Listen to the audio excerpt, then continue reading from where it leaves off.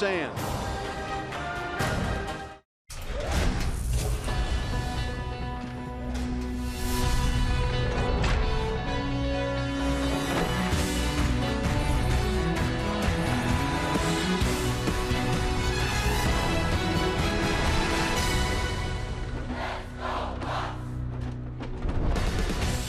The Pirates are back home, and maybe they can use some familiar faces to get them back on track. Here tonight, game one of this three-game series is the Pirates and the Reds here from PNC Park. And welcome into the booth. Joe Block along with Steve Blass with you here this evening. And tonight, the Pirates, after a 1-5 road trip, really need to get things going here as they hunt for the wild card. And, you know, one of the nice surprises so far this year has been the rookie, how calm he's been on the mound. That's Jameson Taillon. Yeah, he's done a good job, Joe. His first full year as a major league pitcher, there's a lot to learn, a lot of challenges, but I give him good marks so far, especially in the control department. His control has been outstanding. He's only gone 4 straight starts without walking anybody, so that's pretty darn impressive.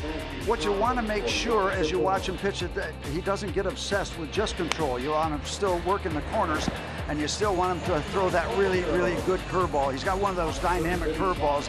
You see a lot of swings and misses, but last time out against the Brewers, pitched all right. He's gone 6 innings his last 4 starts, just a couple of runs. Again, no walks. His last 4 starts, you can see what he's done with his ERA. And, you know, all in all, I think he's done a very, very good job. And they're leaning on him to get things back under control tonight back home. It's good to have the Bucks back in Pittsburgh, and it's good to see Taillon out on the mound getting ready. And as we know, you can't take any team for granted after Milwaukee and Atlanta. Now the Reds come to town. They're in last place, but they've been playing really well since the All-Star break. Yeah, the numbers are very, very impressive since the break, especially in offense, because we expected this to be a team that doesn't do much offensively, but even with the deletion of Jay Bruce, they've done a good job there. Now keep in mind, they're 18-34 on the road. That's the worst road record in all of Major League Baseball. So again, you look for possible opportunities, but we don't want to fall in that trap either. Excuse me. On the road trip, we thought we were going to have a lot of opportunities. We were not able to take advantage of them. Well, maybe some home cooking will do the Pirates good. And it's a Friday Night Rocks, so we're jamming with J-Mo, Taillon, and the Pirates taking on the Reds. Coming up next here on Root Sports.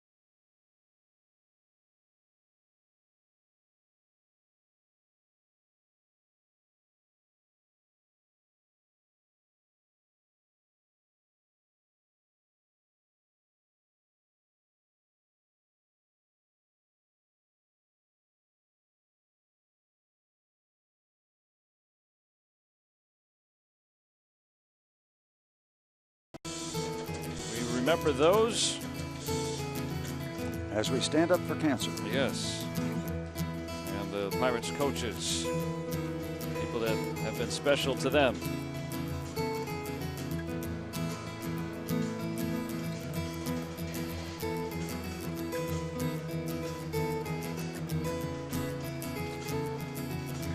Says it all.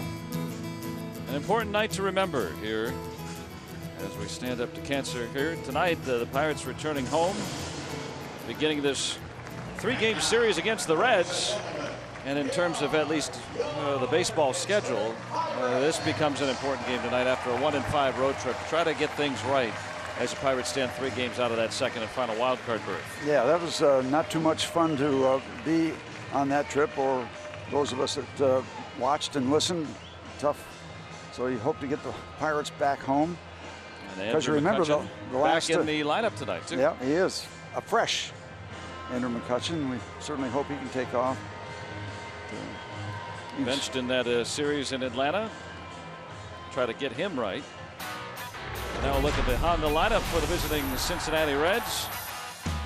And Billy Hamilton atop the order, very speedy. Zach Cozart to follow, and Joey Votto has been Joey Votto again. Not just the last 15 games, but really the last 2+ months or so. Adam Duvall cleaning up, the All-Star. Philip Schebler just called up with Suarez, Barnhart catching DeSclafani. They'll be facing Javison Tyone, making his 9th start of the season. His numbers brought to you by Hyundai. He has never faced the Cincinnati Reds, but in his first 8 major league starts, 2-2 with a 3.52 ERA. So for him to continue his good control. He has not walked a batter in any of his last 4 starts, and you have to go back. Zane Smith, the last time a Pirates pitcher did that. There's the official numbers for this young man in his first major league season. I think he's done a good job, and we talked about the very, very good control, but you don't want to be obsessed by that. You still want to try to make your pitches, and you also want to try to keep the speed off the base pass in the name of Billy Hamilton. Has 38 stolen bases, so a lot of strikes, a lot of quality strikes on the menu for Jamison. Here is Hamilton hitting at .252, and he's down a strike.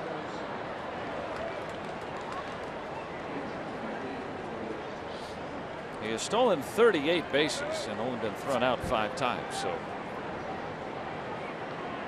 single becomes pretty much an automatic double, or a walk for that matter. There's our first taste of the Tyone curveball. Gets it in there. You probably want to keep it a little more downstairs than that, but out in front 0-2. Maybe you can entice Mr. Hamilton just to chase something like that, for instance, but he doesn't bite.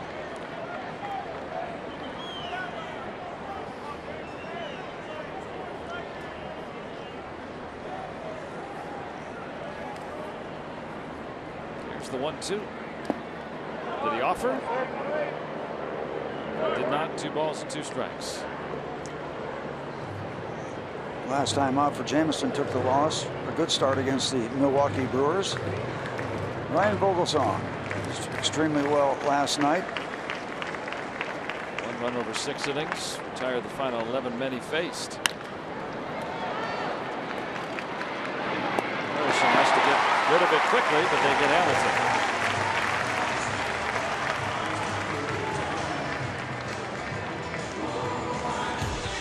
Now look at the Pirates defense, brought to you by Honda. Matt Joyce back out there, along with Starling Marte and Andrew McCutchen. As Polanco a little banged up, so can't play the field tonight. Freese, Mercer, Harrison, and Jaso in the infield with Chiavelli catching Tyone. A little shoulder concern for Polanco. He's available to pinch hit tonight. Some throwing, so not in there. Zach Cozart had been hurting. Red shortstop missed the last 3 games with a bruised right ring finger. That's a problem. And now he's going to have a 13-game hitting streak.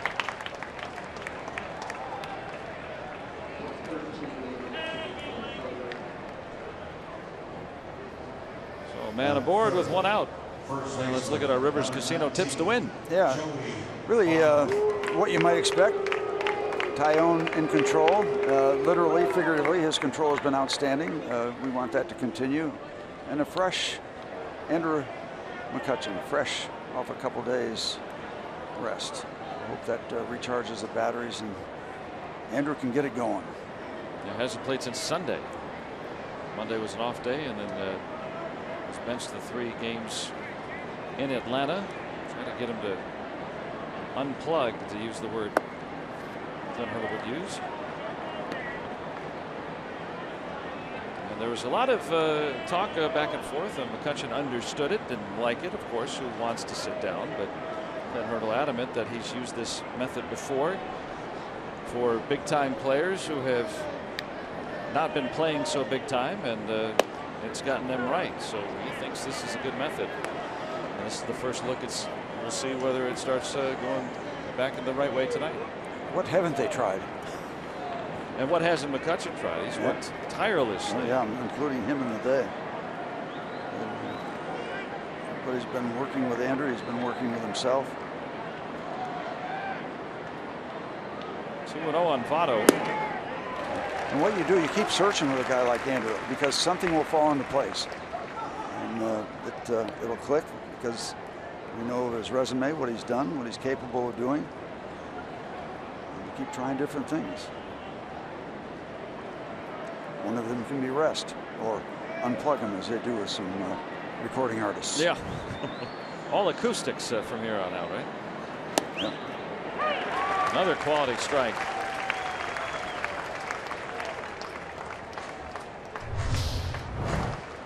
We're talking about not just strikes, quality strikes, not just in the middle of the strike zone just for the sake of throwing a strike every pitch. Field and Culbreth, the crew chief, working the plate with Toby Basner at first, Manny Gonzalez at second base. Jim Reynolds is the umpire at third base this evening.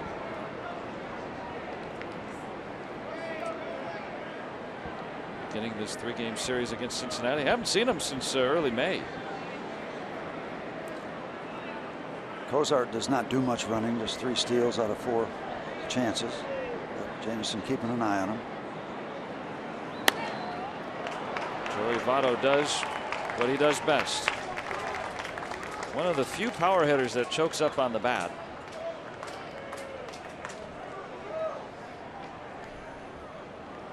And now 2 men on. See him up on that handle and just allows him to have a little better bat control. And he can turn on the ball. We know that. He's hit a lot of balls over the wall. But, he goes to left field very well. So 2 Reds on for Adam Duvall. He's the all-star from this Reds outfit. It's a good fastball in on Duvall on the hands, and what a job he has done. 26 home runs, 71 RBIs. 100 games. That's getting it done. Yeah, he was acquired in the Mike Leake deal at the trade deadline last year, and wasn't a whole lot made of that. He has really blossomed in his first full season. It's a foul ball. There's another example. Moves are made, rosters are adjusted, trades are made, and a lot of judgment given to them right away.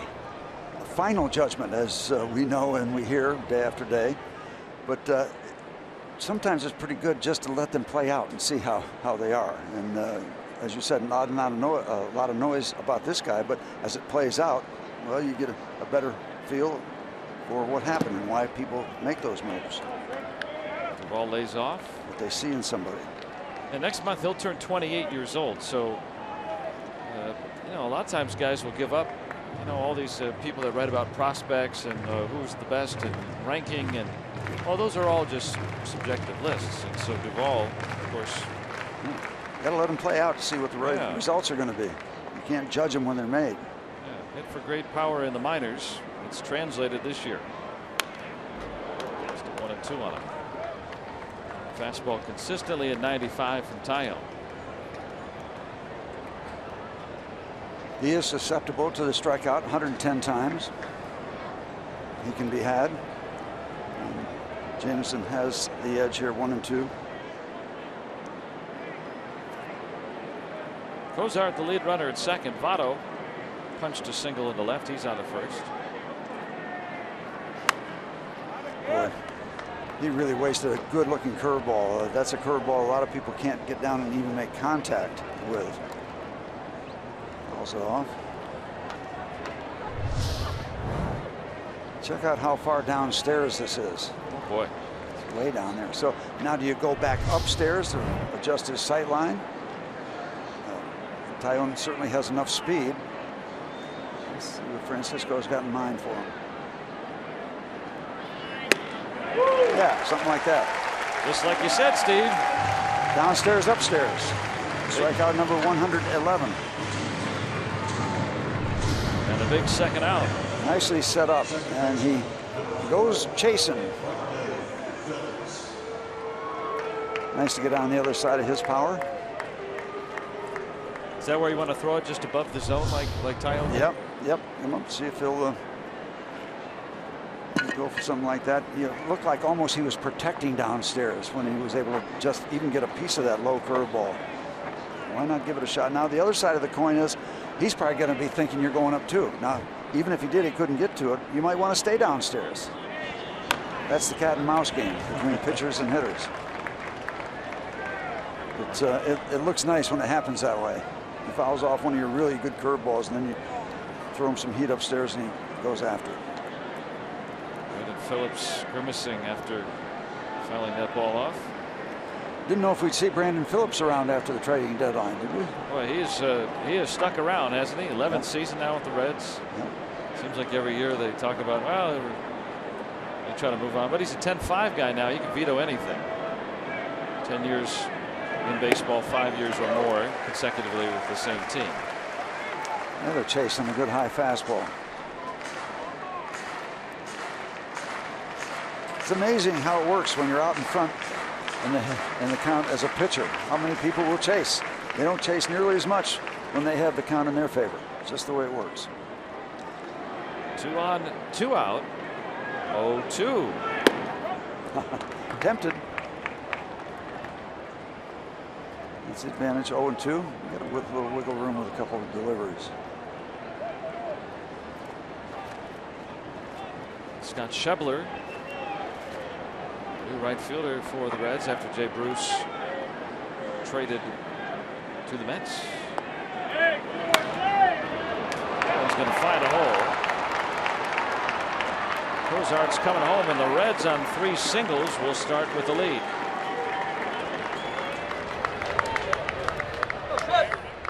None of those balls hit very well, but hit in the right spots. Pirates are kind of shading him up the middle. That opens up that side, and he finds the hole. So the shading, shifting doesn't always work. As we see it work a lot, though. That time it didn't. Brandon Phillips with RBI 41. And Schebler.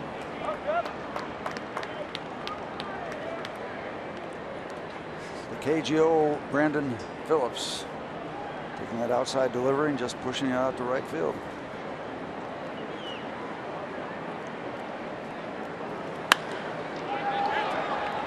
Even on Schebler, part of that 3-team deal where Todd Frazier ended up with the White Sox. Schebler came over from the Dodgers.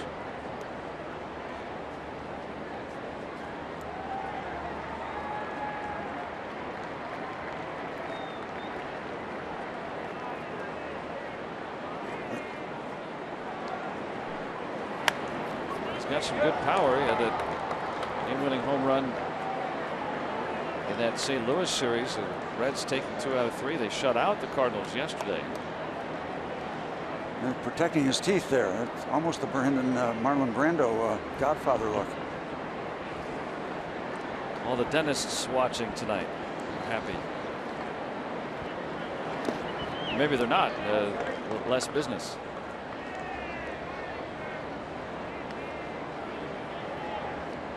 2-2 and 26 pitches thrown by Tyone this inning.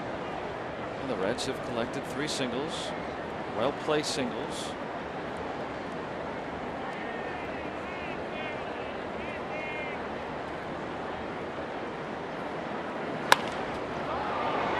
Soft liner caught by Harrison to win the inning. Well, the Reds get 1. Tyone strands a pair. Now the Pirates get their chance.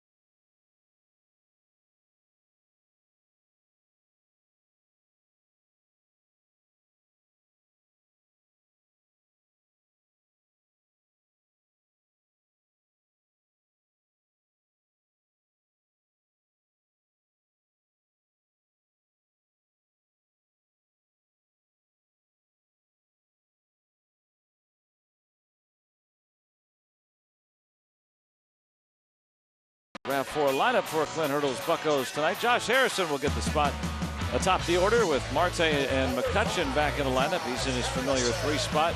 Matt Joyce cleaning up with Polanco out and Freese, Jaso, Cervelli, Mercer, and then Tyone. And they will be facing 26-year-old right-hander Anthony DeSclafani, 6-0. His record, 2.93 ERA. Spent the first good portion of the season, first couple months on the disabled list, rib injury, but he's been just fine since being activated. And we saw a lot of him last year. 4 starts against the Bucks. He was 3-1 in his rookie season against Pittsburgh. Yeah, this is a different Reds team than when the Pirates were facing him early in the season. They had everybody on the disabled list, it seemed, but now just about fully healthy. I guess, can we say an oblique is kind of a rib injury? Would that be accurate?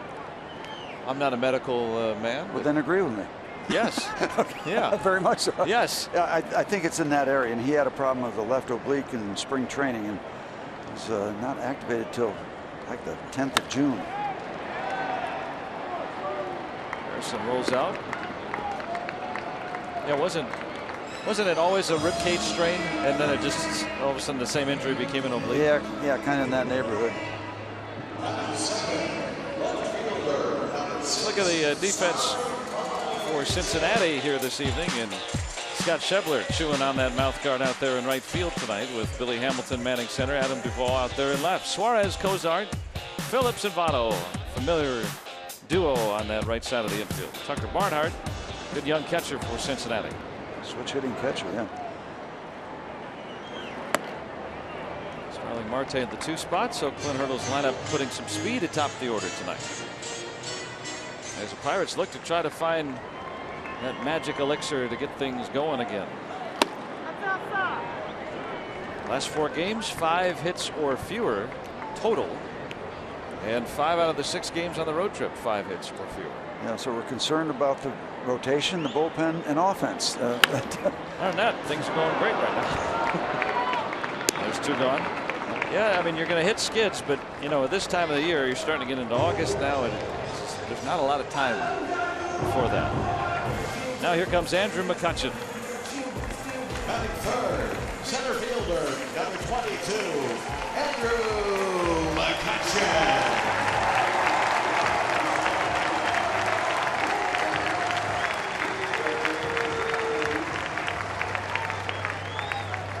Nice welcome for Andrew. Everybody in this city is rooting for Andrew McCutchen to get it going. Simple as that. I talk about the offense trying to get back to what they've been doing throughout this season, and Andrew McCutchen needs to be close or where he's been throughout his career offensively for the Pirates to really consistently be part of this wild card picture. A lot of fans, lots and lots of fans of all ages. You talk about the various aspects of a ball club too. You talk about a rotation, about a bullpen, about offense. You can't have all three of those aspects down at the same time, or you can have that kind of road trip. One aspect can carry a ball club. When they're all down, it makes it tough. And that bad throw allows McCutchen to reach. It's an error on Suarez.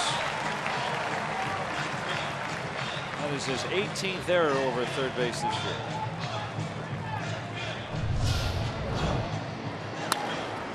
Pretty routine play, and catches a flyer. And that's a tough area for a first baseman because he's got the runner coming at him. He's got to extend himself, kind of exposed, and had to go too far. Andrew ducks underneath, and we've got a base runner. You never know when it might open the door a little bit. Suarez last year second in the league in errors as a shortstop, and this year over at third base he's committed almost as many in 2/3 of a season. Usually you commit more at short than you would at third. Good bat though for Suarez. So now Matt Joyce will try to take advantage of the Cincinnati error. And take advantage and recover from that pitch delivered below the strike zone, but DeSclafani got the call. He's given up 7 home runs in his first 10 starts.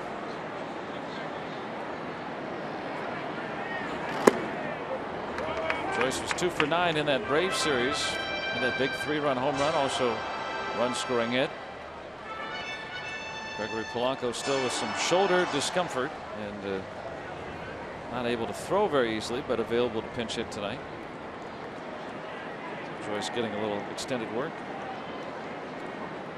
Want to crowd him. Good block by Barnhart. You can imagine there's conversation going on. Joey likes to talk to everybody. That's the MVP club over there, right? There's what you call a 55-foot curveball.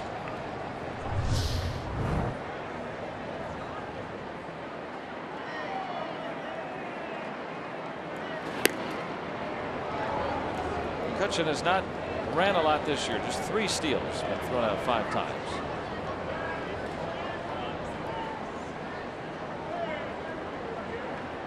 And Barnhart right around league average in terms of caught stealing percentage. Around 30 in that neighborhood. 26 to be exact. McCutchen is running on that pitch. We'll have to go back.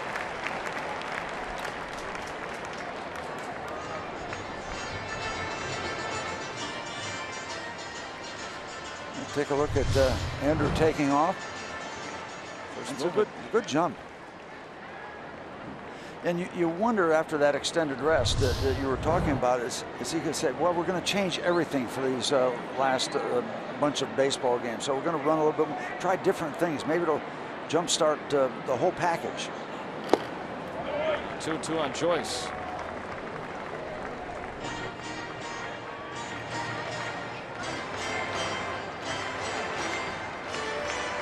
Well, it'd be good, you know, McCutchen back in that number 3 spot where he's been now for the last couple of months and prior seasons. Remember, he started the season as the number 2 hitter.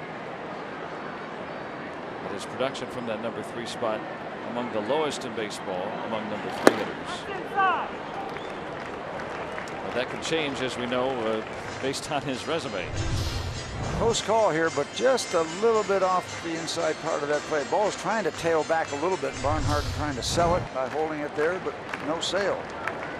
Field and Culbreth saw that it missed by a fraction. Still alive. And here we go. With 2 outs and a 3-2 count, McCutchen runs. And we're getting his running in. And you run on that. because something's going to happen, right? 2 outs, so 3-2 pitch. That's why everybody runs. Yeah, there's no downside.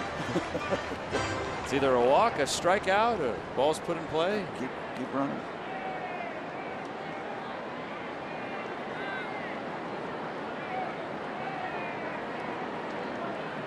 Yep. Here he goes again. It's funny when a guy fouls the 3-2 pitch off like 4 or 5 times, right? Yeah, you start getting the look from the guy at first base as he makes his way halfway back to first base. All right, come on. Run into him, Matt. Oh! It's strike 3 call. You can't place it much more perfectly than that. And remains 1-0.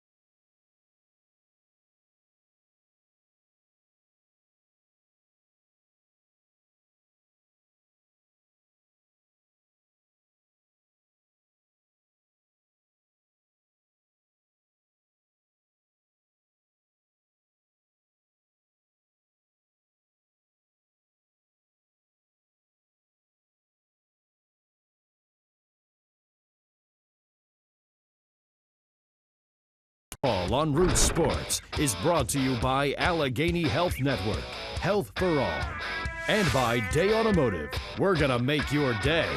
Let's go Bucks! Second inning here on a gorgeous night. And a 1-0 Cincinnati. The regatta here in Towns. Regatta. They're not even the Canadian geese are involved. It came down for the weekend. Why not? Big weekend in the Berg. Gotta. Eugenio Suarez, who made that error that did not affect the inning.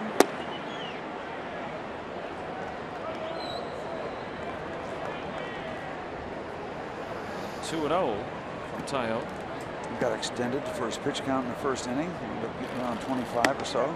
And a rare 3-0 count from Taillon. Has not walked a batter in his last 25 innings.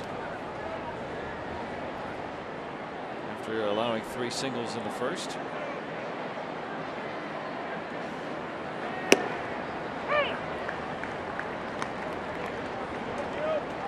And Taillon in his last 4 starts, no walks.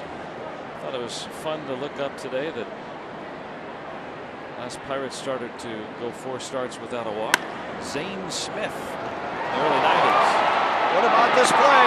What about this play? Josh Harrison from short left center field gets it, throws it on the run back across. It had enough accuracy, and Jameson Taillon loving that.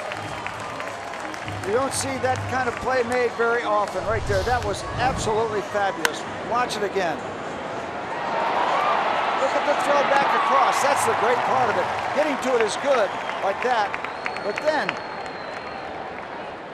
you just don't make that throw very often. What a play. Accurate and on time. You know, the last ball game I saw in this ballpark, Cole went 9 innings. We got 10 runs. And we made 6 plays like that. As you take a look at this 2-base hit all of a sudden. So all the hits right now by Cincinnati haven't been hit very hard, but they've collected 4 of them. I wouldn't mind another game like that, Steve. Yep. And we talked about it when we started out the broadcast. The Reds have been scoring some runs, but the Cincinnati Kid thwarting his old club. What a play. Glad we went back to that, because that was worth at least 2 or 3 more looks. In the meantime, we got a man at second base. Yeah, Barnhart with a double, and now DeSclafani, 149 career hitter. Just a tick better than that this year. 3 for 19.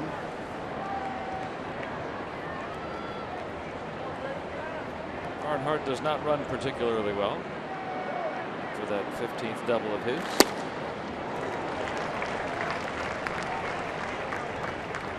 Here's one more of those situations where you got the upper hand, put the lid on it, get on the other side of DeSclafani, and go to work against Billy Hamilton.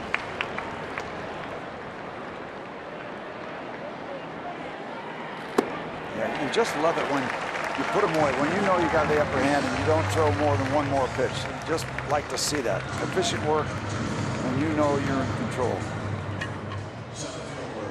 Now look at our Barrel League leaders in those consecutive innings without a walk. That's coming into tonight. Tyone with the longest active streak among starting pitchers. And Tyone now with 25 entering this inning. Yeah, escaped that 3-0 count. Thanks to Josh. Really escaped it. Well, we've seen the Reds collect 4 hits, but again, none of them have been hit particularly hard and been in the right spots, and they are legit hits, of course, but you know, I think that's kind of the byproduct usually of not walking guys, right? You're going to give up some more contact, and you got to have the courage to do that. Yep. Now you got to be aware of Hamilton's ability to bunt. Freeze at third base, kind of even with the bag, maybe giving up a step.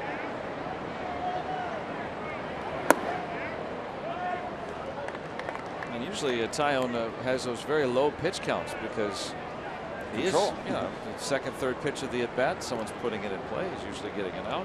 Yeah, when he's ahead, and take a look at Freeze, not worried about any bunting situation at this point. 2 outs.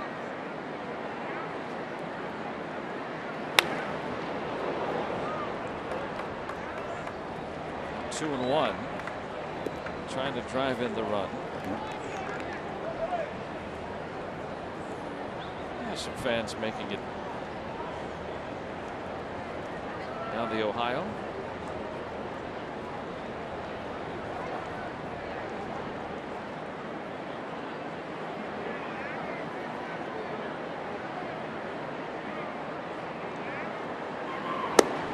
Three and 1 on Hamilton.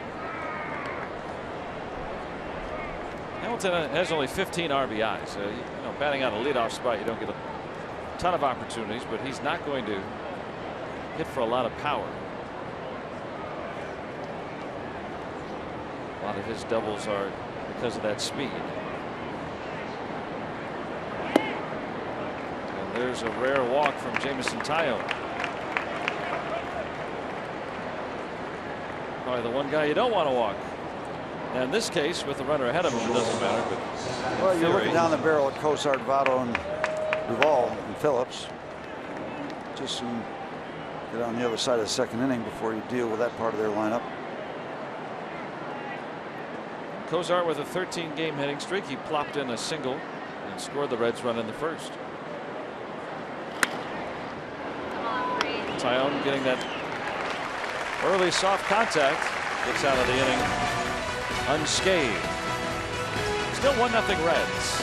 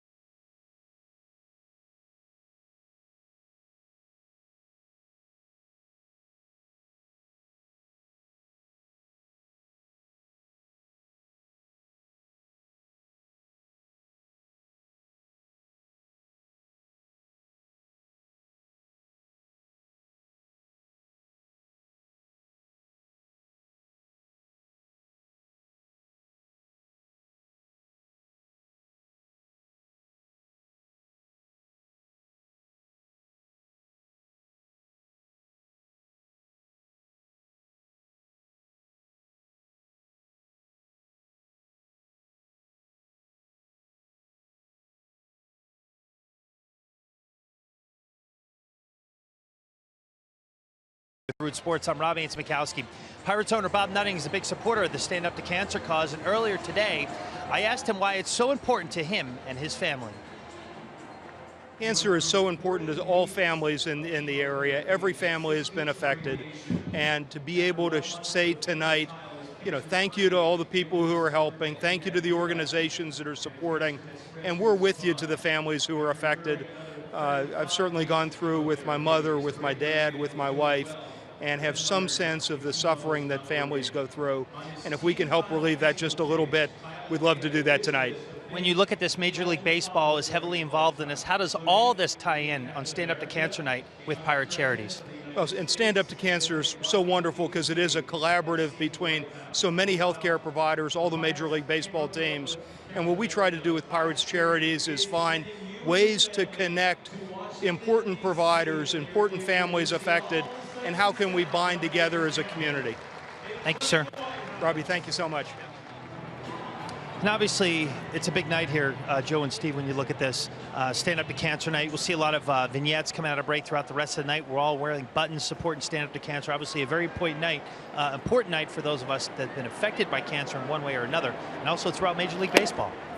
Thanks, Robbie, for that. And, you know, it gives us some perspective. You know, tonight is a ball game. We were having some fun and enjoying this, but we think about the people that, some of whom we've lost, some people that are going through right now and battling a tough time, and others who have stood up to cancer and won.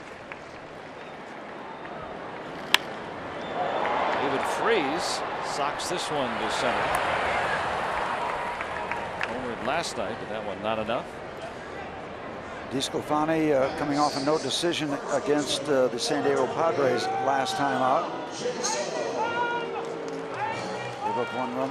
Start before that, the San Francisco Giants knocked him around, but he didn't take the loss. Gave up 5 runs in 5 innings. So it happens when you get a lot of offensive support. So he remains 6-0. There's John Jaso. Boy, it lit up the talk show lines last night when Jaso came on as a pinch hitter and was left in against the lefty, and then hits into a double play ball and didn't run. He thought it was a foul ball. He was standing at home plate by the time the ball had been relayed to first base. So one of those things where when the team isn't going well, oh yeah, it really sticks out. Yeah. We always, you know, we talk so many times about going ahead and finishing the play and then ask questions later.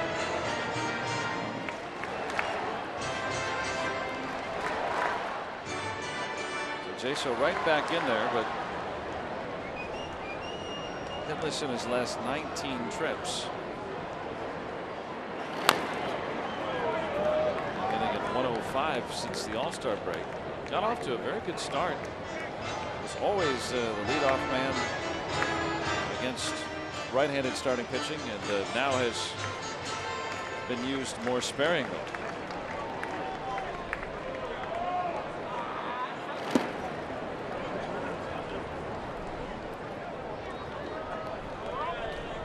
Well, we need quite a few folks to get back on track. Turning back on the track. The Pirates very early on, one of the very best offenses at one point of all time if you look at the first 4 or 5 weeks of the season. Yeah, we were leading the league in team batting average for quite some time. On base, everything, whatever you wanted to look at, the Pirates were the tops. Reminds you again how long a Major League Baseball season is. 6 months. There's an ebb and a flow, and you want the flow all the time, but you have to live with the ebbs too. Right into the shift. So he's retired.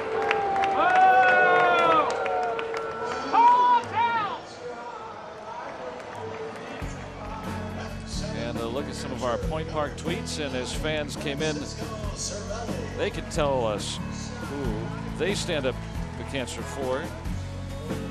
And Miranda there. I think Bob Nutting made a good point. Just about everyone has been affected.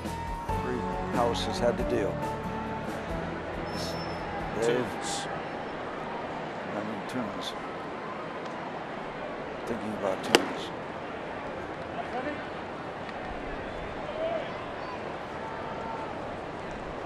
There's Francisco Cervelli. Pirates looking for their first hit off DeSclafani. Out of Freehold, New Jersey. DeSclafani is Francisco not agreeing with that call.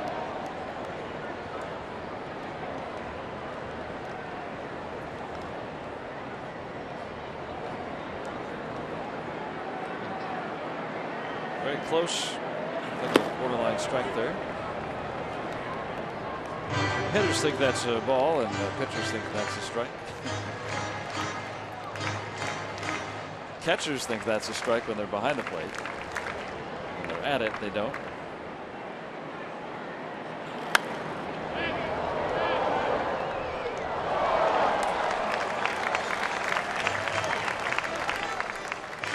Good to see Cervelli back in the starting lineup.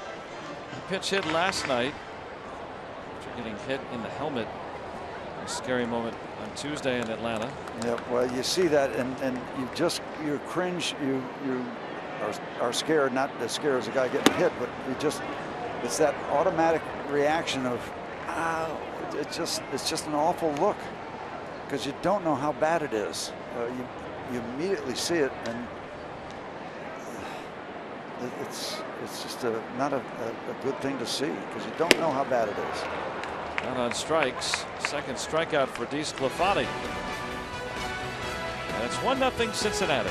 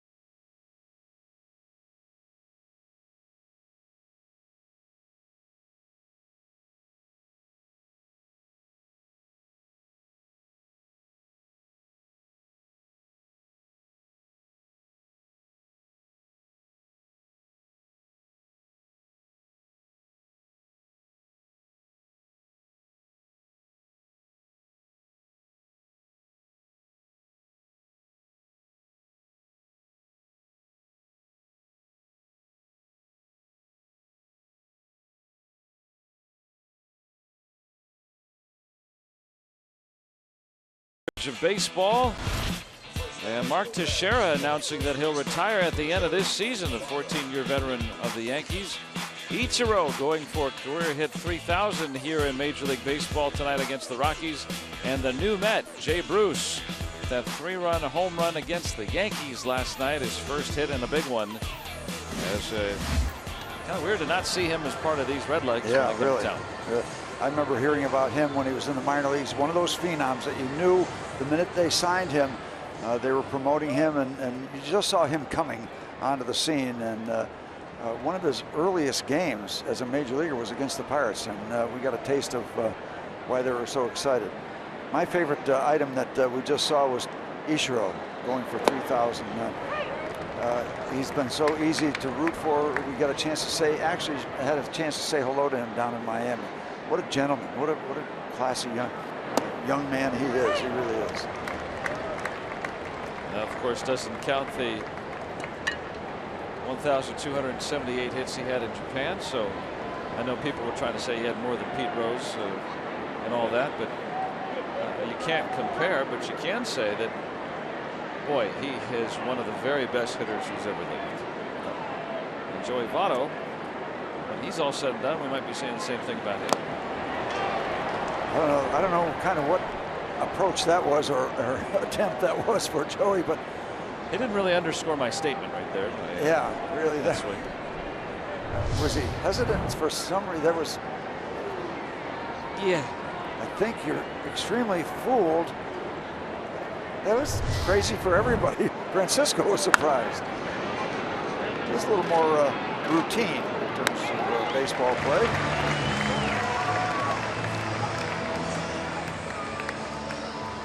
So a first out on a bounce out to second, as we've seen every inning. There's something going on there in his mind, or something he saw, or something that made that look so awkward. The curve, you know. Try to hold up, I guess, right? But way too late. Yeah. Now Duvall. Tyone struck him out with 2 men on and 1 out in the first. See if Jameson can kind of settle in, get in that groove business. That's a start. To see a lot of early contact. Quick outs. You know, I mention one thing. Jameson is one of those guys, throws from 90, 96, 97. And as I watched the games when you guys are on the road, I started thinking, you know, every major league hitter can hit that 95, 97 right here, right waist high, because they can catch up with it. But when you're 95, 96, 97, and you're out of that middle range, there is not much time to adjust. So when you see a guy hit that good live fastball, 96, 97, usually they're right there. Because if they're not right there, that's so tough. It's so fast, so little time. You wonder why they can hit it, usually because it's in that sweet spot. Brandon Phillips, who drove in the Reds' run back in the first. Batting with the bases empty.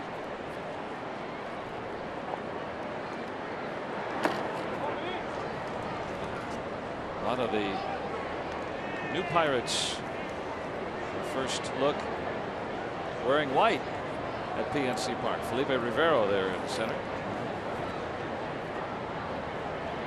Some new faces. Rivero's been involved. Jameson getting out in front of a couple curveballs here. Body out in front, arm trying to catch up. Hard to do. Nova is going to be coming in on Saturday. And start tomorrow night.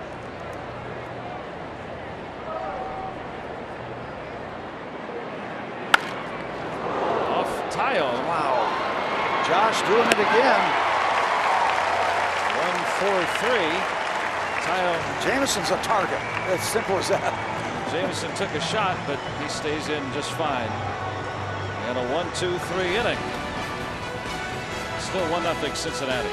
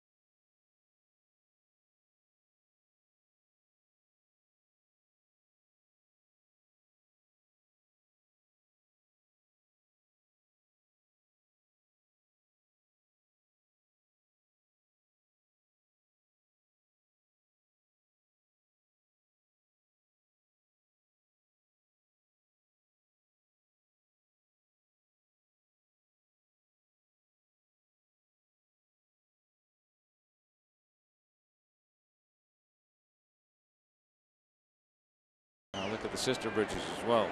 Teeming with activity tonight with the regatta in town. The Pirates back in town tonight. Beautiful night here in Pittsburgh. One of the three sisters. Sister bridges. It looks like you can find a lot to eat on the Clementi Bridge tonight if you're hungry. Yeah, would you like some sausage? Yeah. Would you like some lasagna? Sure. Or nachos. I mean, you can get the biggest pile of nachos you've ever seen if you're looking for that sort of thing. Cinnamon roasted nuts? Sure. Yeah. Kale smoothie? All right. No. How about some cotton candy? Yeah, that looks good. That's what I want. Tom Seaver's Pit Stop Grill. Oh, the great Tom Terrific. Tom Seaver down in hawking frozen lemonades on the bridge. Thought he'd be doing better than that. Well, he can make up some pretty good wine too. If he's into that. He really is. Yeah. Schebler able to retire fly by Mercer. So one away here in the Pirates half of the third. Yeah, the Pirates take on the Reds tomorrow at 7:05, and come on out to the North Shore early. You can get a Saturday night block party here featuring the Line and Kugel Bar, live music, more going on Federal Street. Plus, everyone wins on an Eat Park Scratch and Win Saturday. So get your tickets at pirates.com. And wear your funny hat too. Those are more normal. Yeah. One guy back there with that fun pirate hat. And the other guy we saw with that Jay Hay all day t-shirt. Jay Hay has been playing good defense all day so far tonight. They've got their placards too. Stand up to cancer night. There's Harrison, who's made some sensational plays in the field. Tell you that throw he made going toward left center field back all the way across. It had to be a little bit of a balloon because he couldn't stop and set his back foot. But to have that accurate, that was the phenomenal part of that play. Well, Tyon will still have to wait for his first major league hit. Thought he had it last time around. It got thrown out from right field. Pirates still looking for their first hit. Maybe second time around in the order.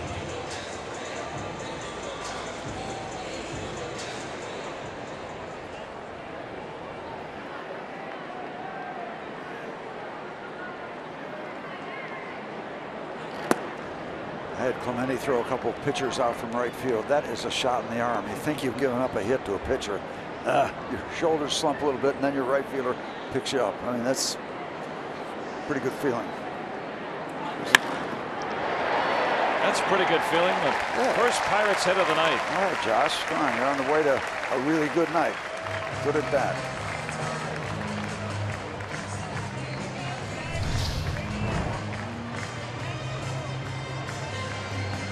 Right there to hit.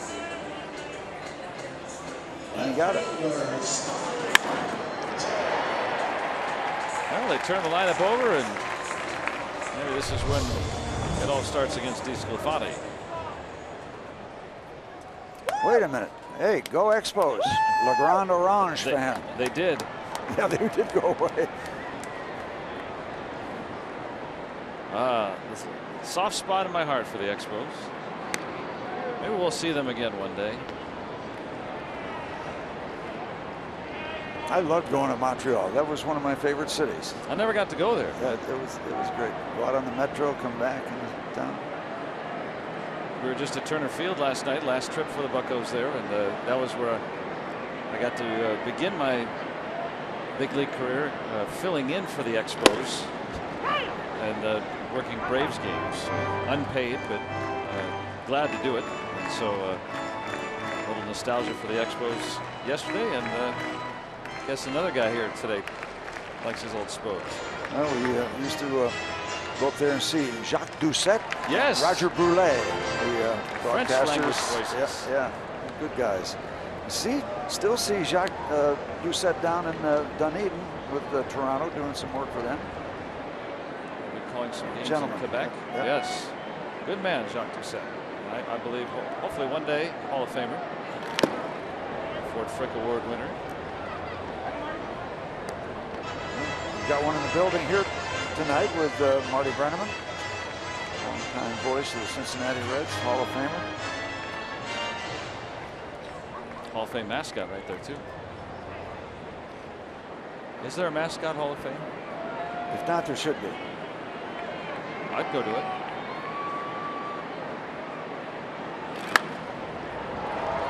Is that minor league team the Cape Fear Scaredy Cats? I wonder what their mascot is. It could be that, the Cape Fear Scaredy Cat. Yeah, that would be a good name for their mascot. Yeah. 2 outs and 2 strikes here on Marte. Trying to get Harrison around from first. There's Marty Brennaman. Yep. Off on the left with Jeff Brantley. Cowboy.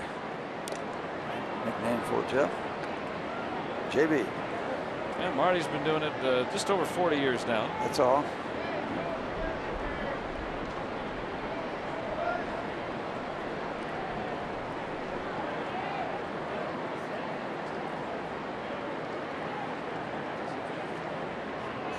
Got him. Harrison picked off. So the Pirates, as they get a base runner, he's erased, and it still is 1-0 Cincinnati.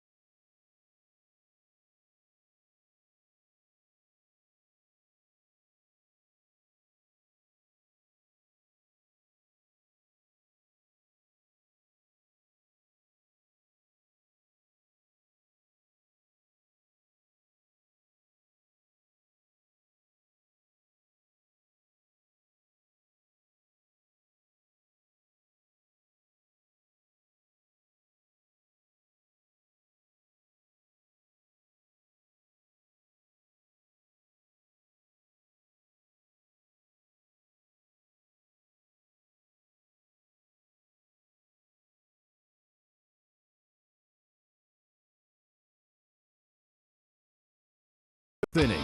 The all-wheel drive RAV hybrid has performance that will make you rethink hybrid. Let's go Bucks! We're through 3 on a Friday Night Rocks here in Pittsburgh, and Cincinnati leads 1-0. Josh Harrison making some nice plays in the field, getting that single, but caught stealing officially. He's run that third. As they call it that. He did pick him off. He attempted to go to second. But yeah, he was picked off. Yeah, as he was attempting to go to second as he went back toward first. Yes. I understand. I get it with the scoring. It is kind of a funny feel. He's out. Yep, they got him. Unfortunately.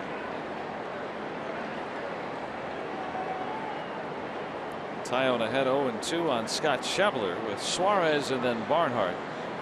6, 7, and 8 Reds hitters. Out on 3 pitches.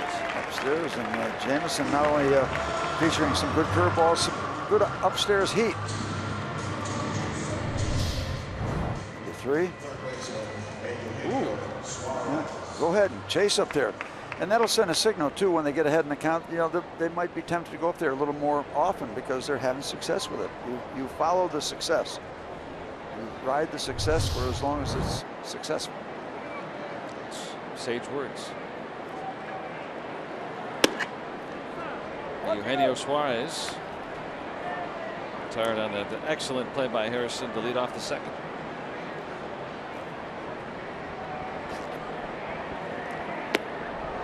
We talked earlier about the 96, 95 mile an hour fastball. When it's not right in the middle, it's tough to catch up to, especially when it's that high.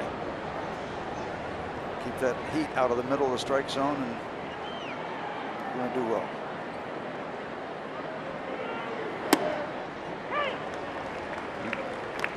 A little bit of got a call there, perhaps. Take it. He fell behind Suarez 3-0 the first time around. Avoids that here. Now 3-1 again.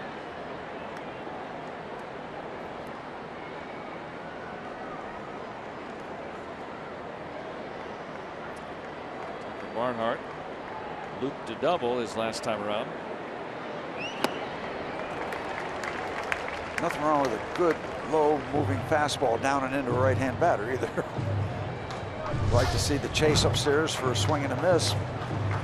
But, that is a tough pitch to hit. There's that speed in a good spot again. And if you take it, it's not a strike. Yeah. And if you swing at it, you can't do much with it if you do hit it. And it went in there again. I've been really impressed by Taillon.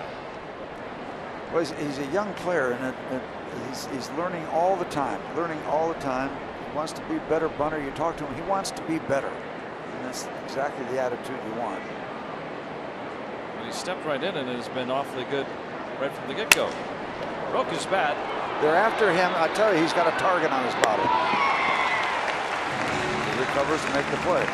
Very coolly and calmly. Yep. Play going 1-1 to 3. Or coolly, which is the combination of the two words. Yep. Don't suggest using that at home.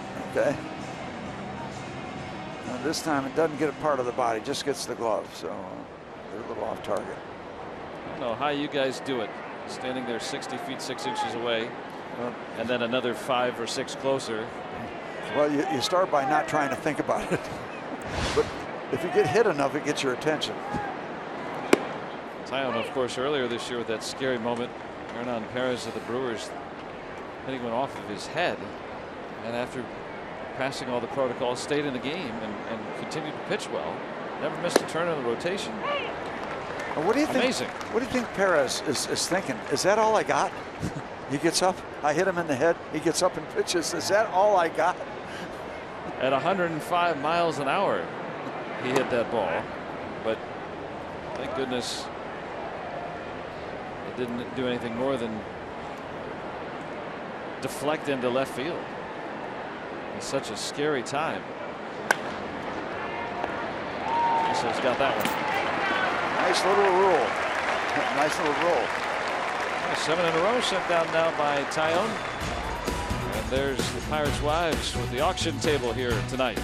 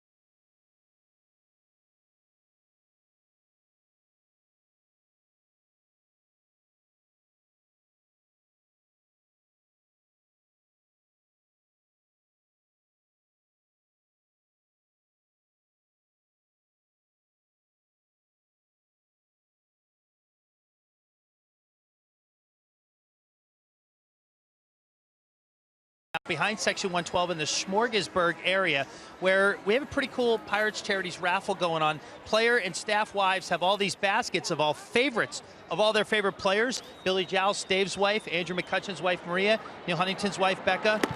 A lot of cool stuff going on here. You can buy a ticket here, $5 a ticket, 10 for 3, 20 for 10, a great thing. Now, the baskets have all the favorites in them. We'll take a look here at Garrett Cole's, help put together by his lovely fiancee, Amy. We have a bottle of his wine, 2013 Garrett Cole Reserve, a bobblehead doll, and an autographed jersey, you know, adult type stuff. And if you want to be a kid, we can go over to Jared Hughes' basket and you can bid on this as part of the silent auction and take your chance in the raffle. He's got Pokemon balls, a massage ball, he's got a waterproof speaker, fingerboards, basically baseball cards, all stuff that a kid would use, and Kelly helped put this together. So you kind of have that contrast, Joe and Steve, of either one. But you buy a ticket, you drop it in the bag, and it'll be drawn. Winners will be drawn at the end of the 6th inning. Another great way to raise money. Last year, over $5,000 raised as part of these baskets in the drawings. I'll take Garrett's. I like Garrett's. I like the content. Yeah. I like you said baseball cards, and I think I'll go with Jared's. Okay, you got it covered.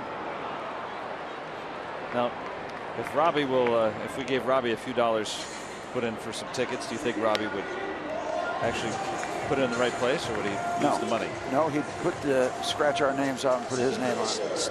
Steve, you got 20 bucks on you? You're breaking up, Robbie. You're breaking up. I'm just going to borrow it. Trust me, I'll pay it back. I understand. Yeah. $1 a year for 20 years. I would go for the equipment basket. Actually, Andrew McCutcheon has a great basket. All the stuff he wears under his uniform. He's got autographed cleats, an autographed youth jersey. It's really, really cool. Another example of, it's fantastic all the way down from top to bottom what these fans could win here very around creative. the concourse area. Creative, yeah. So you can get something nice, a keepsake, and of course, all the donations going to Stand Up to Cancer. Makes sense. On a night like today, have a little fun with it, but also some solemn remembrance as well.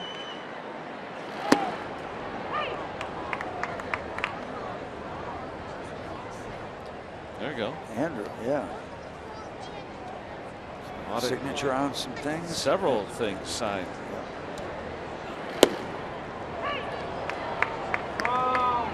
DeSclafani featuring that slider, kind of a signature pitch for him. He's got a very consistent, very dependable slider that likes to keep away from the right-hand batters. See that last one?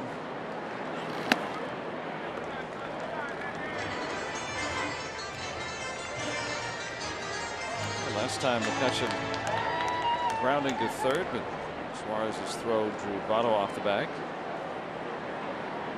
Reaching on the error. Ouch.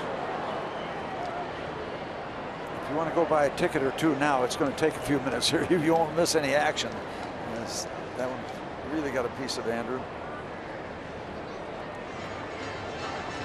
Tomczyk, the head athletic trainer, has spent more time outside the dugout, it seems, lately. Yep, just below the shin guard, of course. And while he's recovering, want to wish a happy 60th anniversary to Marshall and Bailey Gordon, good friends of ours, who, by the way, she somehow talked Jim Leland, myself, and Nellie Briles at a hospice fundraiser to get up and sing "You Gotta Have Heart" from Damn Yankees. In uniform. In uniform.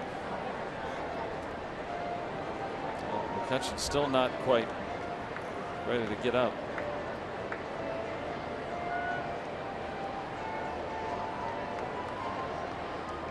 Well, just as he had been sat down for 3 days in Atlanta to just try to really get the mind out, now the body not doing so great after fouling that ball.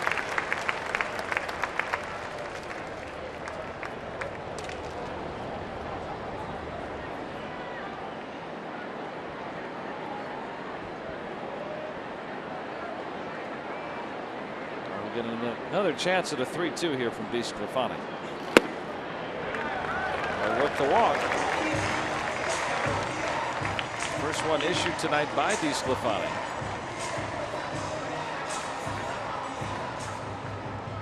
Matt Joyce in the lineup tonight. No Gregory Polanco as we look at our Allegheny Health Network injury update. And out of the lineup again, some left shoulder discomfort, able to pinch hit. And just trying to get him healthy. He's been kind of off and on over the last couple of months. Hard to play 162 these days.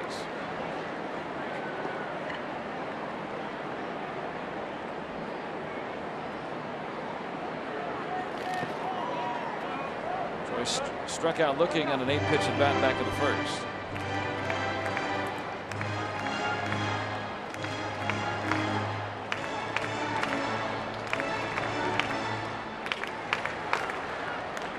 Best chance for the Pirates so far here tonight. Runner at first with 1 out. Really?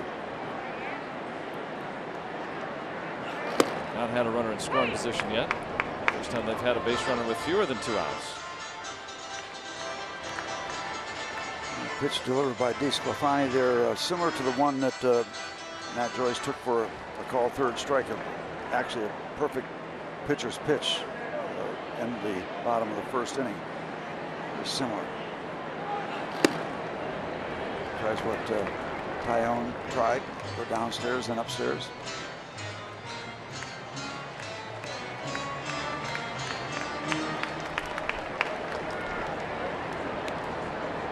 Joyce ahead in the count. Cutchin tried running back in the first inning. That's 3-1.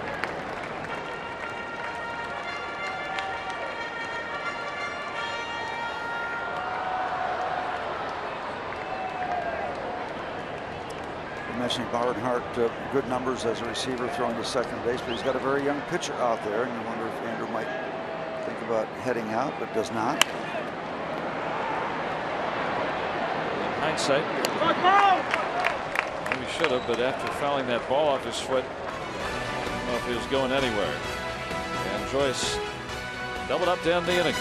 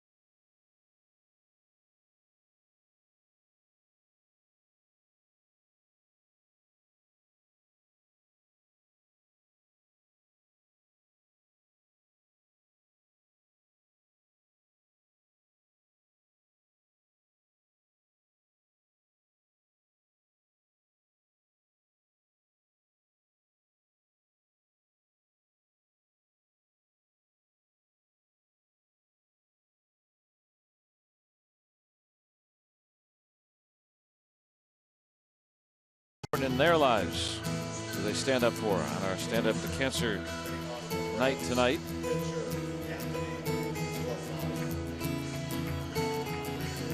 Josh Harrison making some nice plays in the field. Nice reminder from him as well.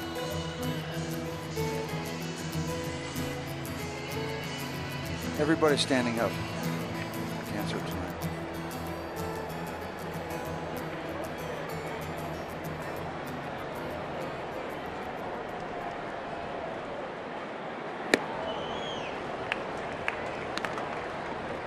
Nothing Cincinnati as we start the 5th.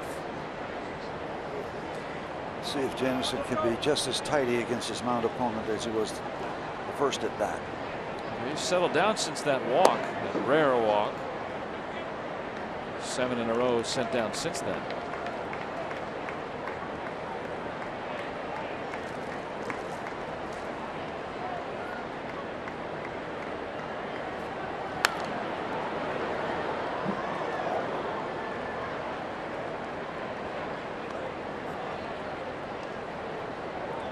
night where we stand up to cancer. Thinking about some special people.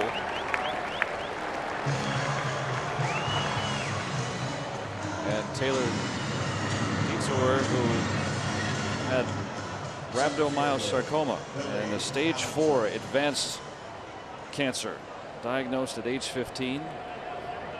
She's been cancer free for 10 years. Think about who cancer affects. It's everybody. And that's why we're paying attention to it so much tonight.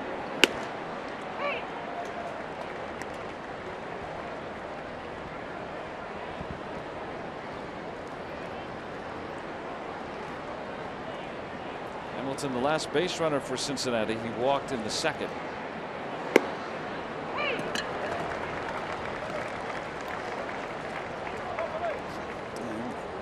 Now with 2 strikes, David Freese will give some ground again. The bunt attempt will not be seen. Not that it's completely impossible, but 2 strikes usually eliminates that possibility. Why? Because it gets too close, foul ball is a strikeout. It adds to the risk of not being successful.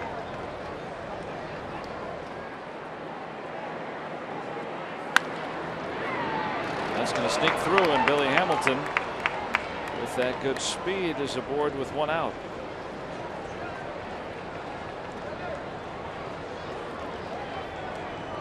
All the Reds' hits have been pretty much like that one tonight. Yeah, not knocking the cover off the ball. Jameson has kept things pretty intact as he works here in the 5th inning. But because the Pirates aren't swinging the bats, this calls for an opportunity for him to outpitch the opponent. Sometimes that's what you got to do. When you're not scoring, you just got to pitch better. Beat him with the arm instead of the bat. Or with your legs if you're Billy Hamilton. He has stolen 38 bases. Thrown out 5 times. Very good rate. Trying to hide behind John Jason's dreadlocks.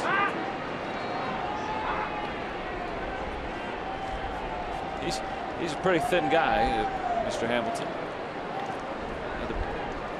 Had the pleasure of seeing his first full pro season in Billings, Montana 6 years ago. He was the announcer for the Mustangs that year. He was a young second baseman, really a wide receiver. He's going to be going to Mississippi State to play football. He said, I'm going to sign with the Reds. And they moved him from the infield to the outfield. And that speed has played in the big leagues. Well, when he's 45, those knees will feel better having made that decision. Yeah. No tackles over the middle. Those speedy knees. Huge lead. Huge lead. Hamilton in the slot. Good step off.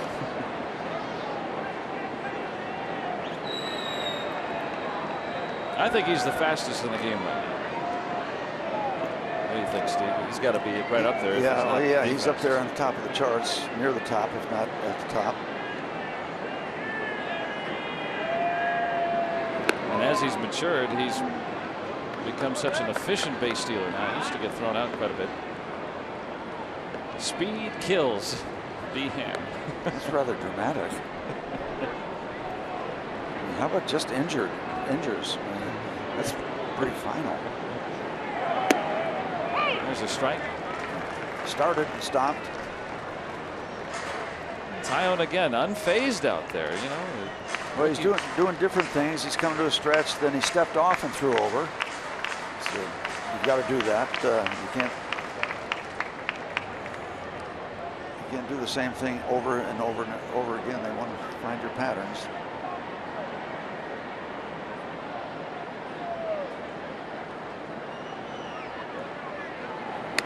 Pitch out and almost overthrown.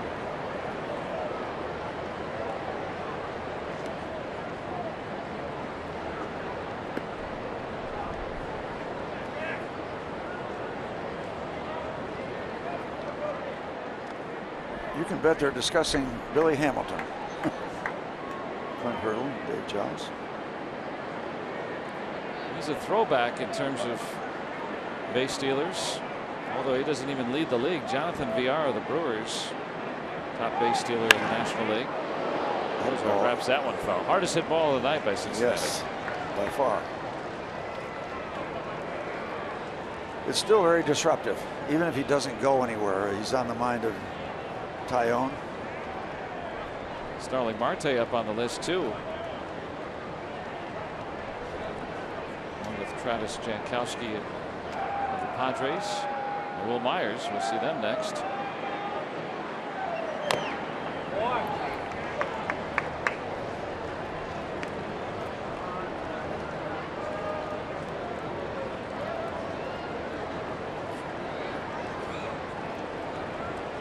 Good curveball by Jameson creates a less aggressive swing by Cozart.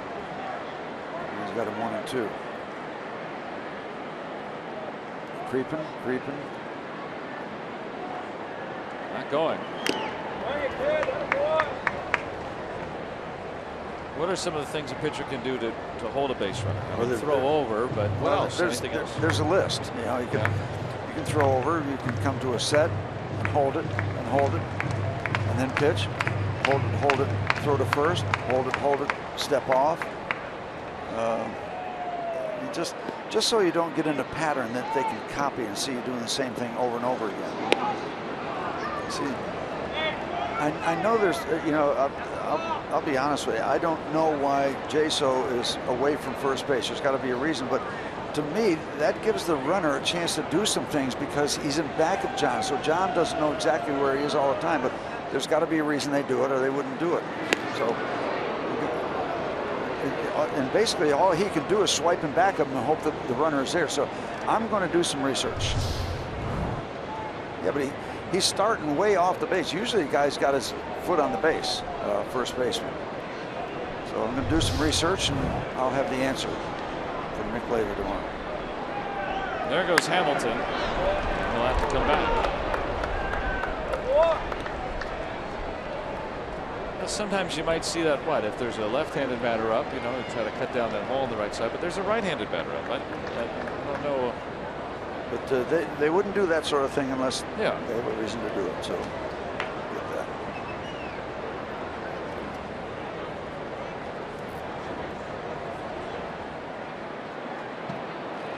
Hamilton not going this time.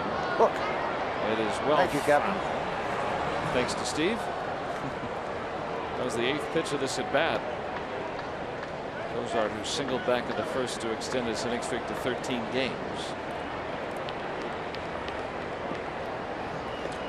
Warm night, beautiful night. Soft breeze. Pitchers duels so far tonight.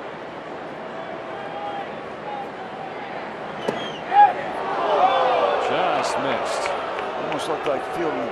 Colbert flinched a little bit. Just barely off that inside corner. That's one of those borderline pitches. You're not going to get all of them if you're a hitter. You're not going to get all of them if you're a pitcher. Nicely framed by Cervelli. Another quick move.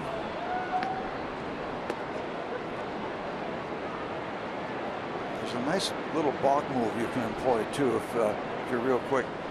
You throw the pitch when you're standing straight like that, and then you step. So you actually it's an illegal move. The thing he fouled it off. Hamilton had a huge jump.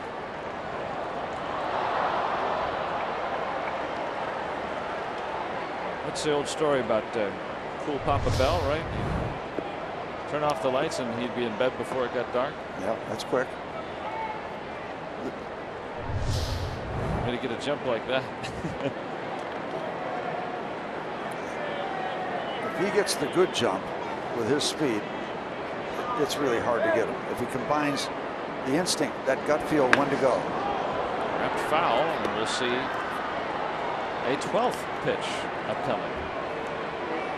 And where we have a moment, we'll want to, I think I got it in, that happy 60th anniversary to Bailey and Marshall Gordon.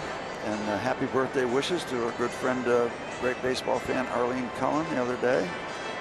And my granddaughter, Nicole, from Connecticut. So, my moments in.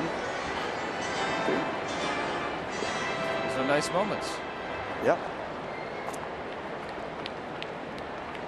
Next to Cervelli.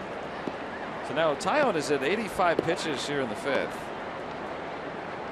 He has earlier this year had an 8-inning outing where he needed just 91. Hamilton running. Struck him out. Hamilton will steal second base. Well, great work against Cozart, holding your concentration to deal with him. Billy Hamilton's going to steal bases. But to hold it all together and get Cozart, I'm very impressed with that. Again, that high heat. And really, Taillon and Cervelli did pretty much what you can do. It's just that Hamilton has that gift. And again, you're impressed with Taillon working against an accomplished base stealer and keeping it together against the batter. And the next pitch, Votto flies out to end the inning. So after that 12th pitch at bat by Cozart, they strand Hamilton and keep it at 1-0.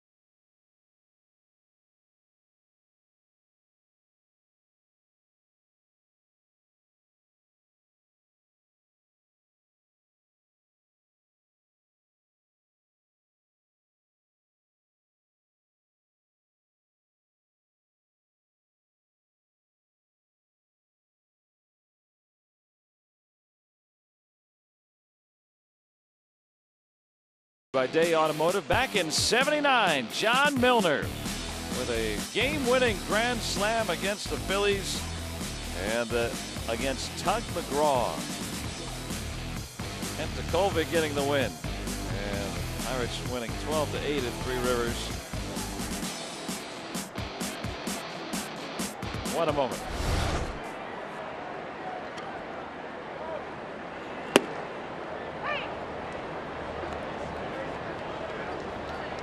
Another anniversary. Bill Mazeroski inducted in the Baseball Hall of Fame on this day in 2001, number 9. And it was years too late. That should have happened a lot of years before that.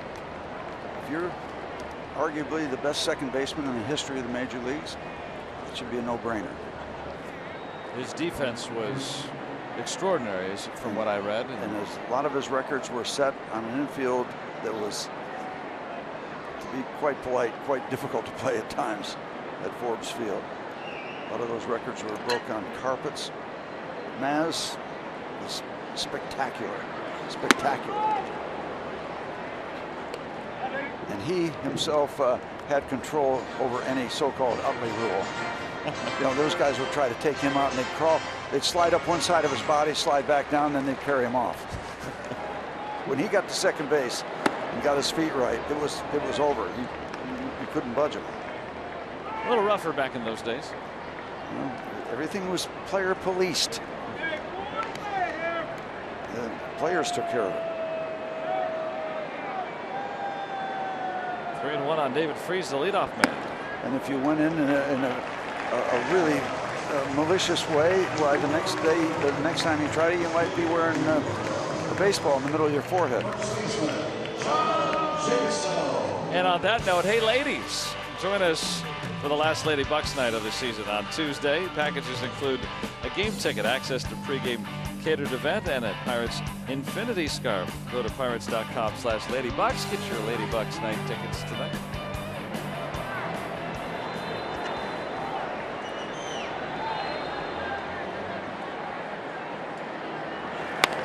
Got to show some couth when we talk about the ladies. Yeah. There's ladies here tonight. Standing up for cancer, she did. Yeah. Inspirational. She did too. Puts things in perspective.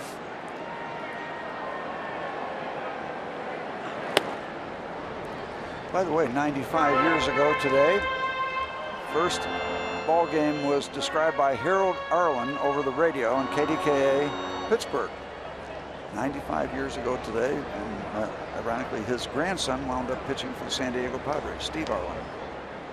Back a bunch of years ago, a lot of years ago. Harold Arlen on KDKA, Major League Baseball. Thank goodness he sat did back that. at home plate. Yeah. Created a whole industry that gave us some jobs. If it wasn't for him, then Walkie and Brown wouldn't be working. It'd be just TV, just those guys on TV. Glad to help those fellows out next door. People listening along here at the ballpark. Score. Baseball, great for that. Baseball on the radio. Nice accompaniment if you're at the ballpark.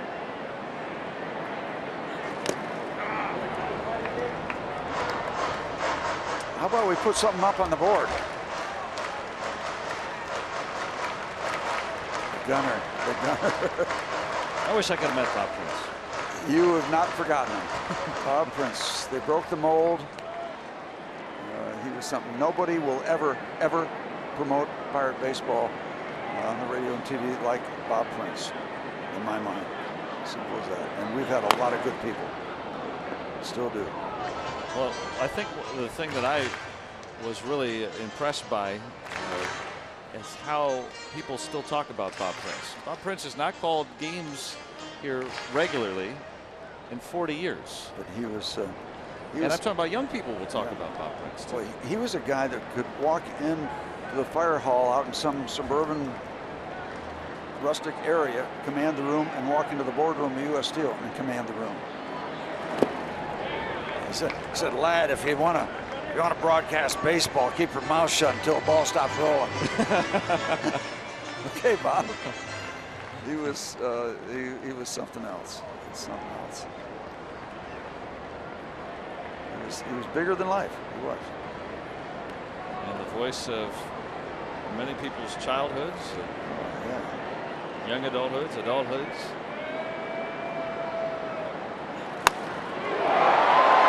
So hits this one deep into the night.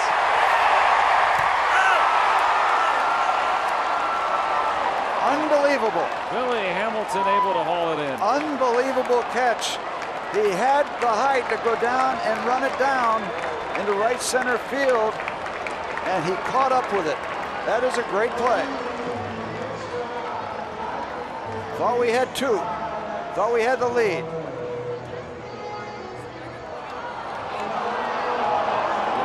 Did he trap it or not? There's a chance we could come out of this on the plus side. I think the umpires want to take a look at this. It's so far away that it's hard to see. And I couldn't tell right as the play was happening whether he had it or not. No, he did not. What great camera work. That's it, guys. Thank you. That seals the deal. Yeah, right there, off the glove. Thanks to our Allegheny Health Network Supermo. And the umpires are going to have to place John Jaso now and the runner David Freese. So we'll reduce it to great effort, but great results for the Pirates. Yeah, I was quiet because My eyes told me he didn't make the catch, but everybody reacted as if he did. And so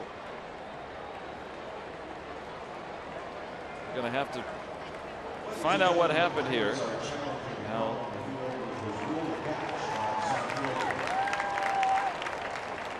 they're going to have to end up placing the runners after this, which gets a little sticky. We don't see a lot of plays where the umpires with replay place runners. That's a big reason why they have any balls hit in front of the umpires on the baselines. Those aren't reviewable for that very reason. They don't want to get into having to do a bunch of judgment calls. You just heard a reaction from the fans as they catch up to that effort in front of the ketchup bottle, the Heinz ketchup bottle that gets off the glove of Billy Hamilton. It's just a matter of how long it's going to take for them to confirm that. So the Pirates are challenging this after the umpires conferred on their own. And it's very clear that Hamilton did not make that catch. So the Pirates are going to have 2 men on and nobody out, but placing of the runners before replay, you just get it wrong, and now you have a chance to change it. And this is one of the things I think we only focus when replay doesn't go right, but this is one of the great things about replay. Or if it goes against us. Oh, it's really hard to see that ball way out there for these umpires as the play is going on, and this could change the entire outcome of the game, especially in a really tight ball game. See, he's got that red uniform on. It's against the red ketchup bottle. Right. The baseball has red stitching. Yeah, it's a camo of effort. So the umpires in New York are reviewing the play. And, how can this take so long? Well, I think they're trying to look maybe at the placement of the runners. I think that's the only debate right now. Okay. And yeah, because obviously if it was just was it a catch or not, that took a second to figure out. Okay. All right, so of course Jaso is safe, and they're going to put him at second and third. I think that's the right call. Okay. Because clearly that's going to be at least a double. You don't know if Freese is going to score. I think the Reds can be okay with that too, even though Brian Price is out to take a conversation here.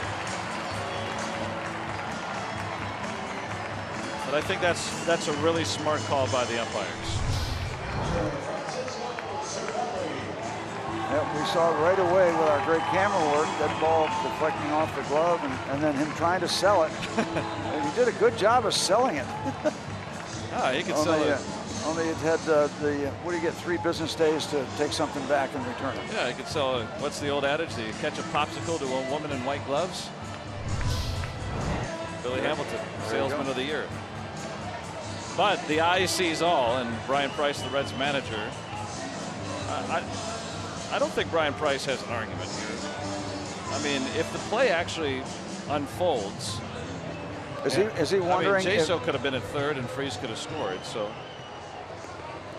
I think that's a very fair placement of the runners. And Price is now satisfied with the explanation from Field and Culbrecht.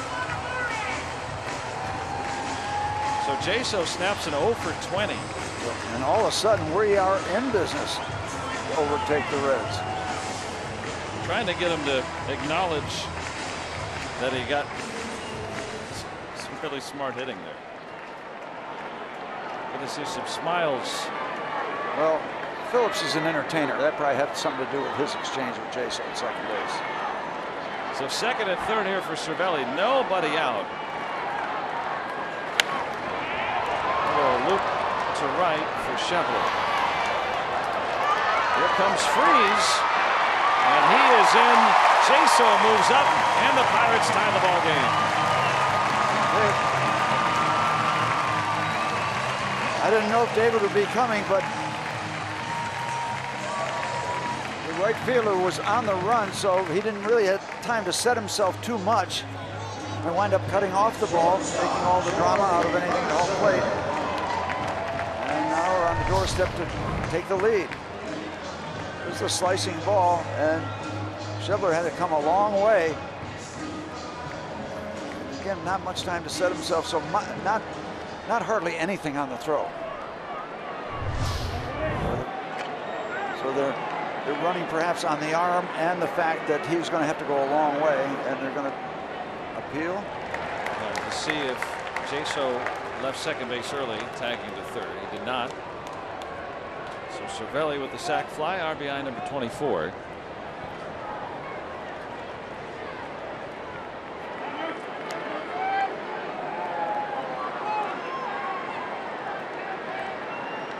Jaso at third with one out. What will they do with Mercer with Tyone in the on-deck circle? Well, they may not go with Tyone, as Gregory Polanco has moved out on deck. Yeah, that pitch count you talked about comes into play. In a 1-1 game. Infield in for Cincinnati.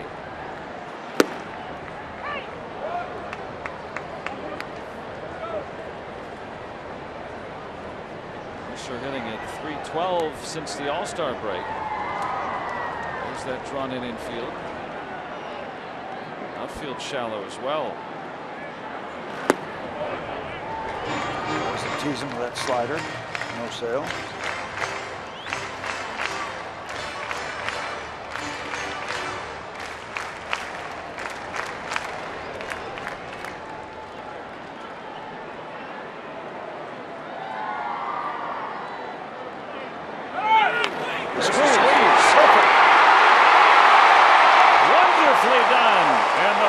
Have their first lead of the night.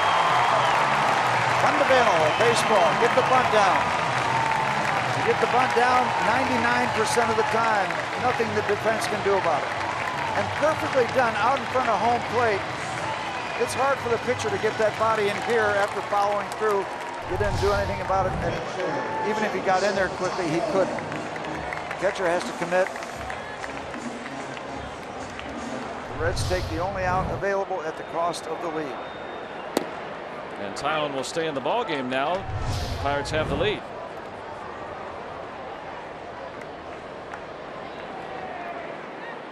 When you bring the runner in from third, you got to get that bunt down. If you miss it, well, then your guy's a dead duck. And Mercer did a fantastic job. There it is. There's the runners in motion. So it's timing on his part when to take off. They do that properly. Element of surprise. Get the bunt down, score the run. Tyone down on strikes. Pirates cash him in and get a pair of runs to take their first lead of the night. 2-1.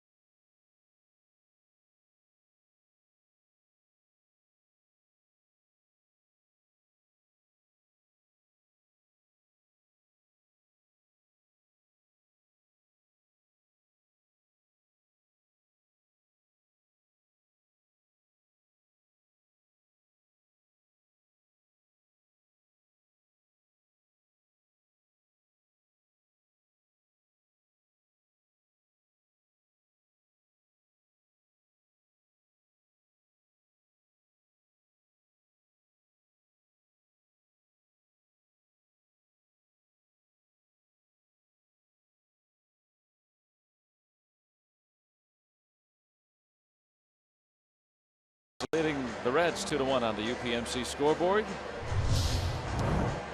Billy Hamilton, who we thought made a catch, did not. After replay overturned it, talking with Toby Basner. And how does this all work? Well, we place the runners after they tell us what to do. That's it. I tried. Did a nice sales job. Fooled us all. Not nice enough. You know, the great thing is now you got all things going for you. You got the lead, and you got Tyone out there to give you maybe another inning to take you closer to the end and work your bullpen more the way you want to. Stay up. Yeah. One out. All you gotta do is ask. Tyone's been pitching great tonight. He's given up 5 hits, but all really softly hit balls by Cincinnati. Look at our Point Park tweets. That suicide squeeze was flawless. That's right, King. Chris, gotta love that well executed play. Brett enjoyed the enthusiasm here in the booth. Well, it's a pretty play to watch. You know, it's timing, and there's nothing you can do about it if you do it correctly. The defense cannot get you out. It's a neat play. It's one of those things. Okay, we got a plan here. It's going to be a little tricky. It's going to be a surprise, and you pull it off. Was there ever a time where, as you're into your motion, you know, you can see the runner coming from third? Oh yeah, there's a couple things you can do as a pitcher to try to defend it before the bunt is put down. If it's put down, you're done. But out of the corner of your eye, if you see it, you can either throw a high fastball up and in, and you get that guy all out of whack that's trying to bunt the ball. You know, he might drop the bat, he might foul it off or anything. It gets him out of that quick turn stance. Also, a down and away curveball to a right-hand batter. You see the end of that bat dip down, you get a lot of foul balls that way. I need some Mercer, and Phillips will reach.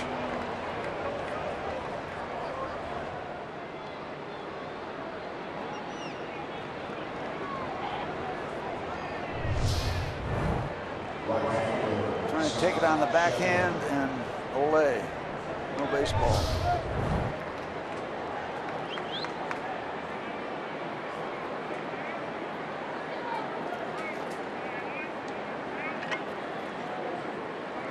Ruled a base hit, second of the night for Phillips.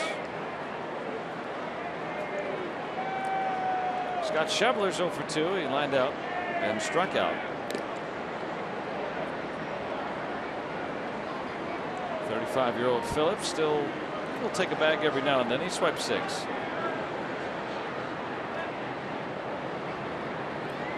Most of the time, if he just senses you're getting careless with him, this point in his career. And thrown out 6 times too.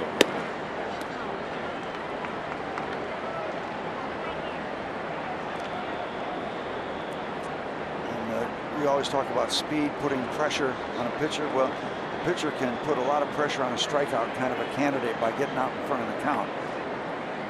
Jameson has not done that with this 1-0. And now 2-0.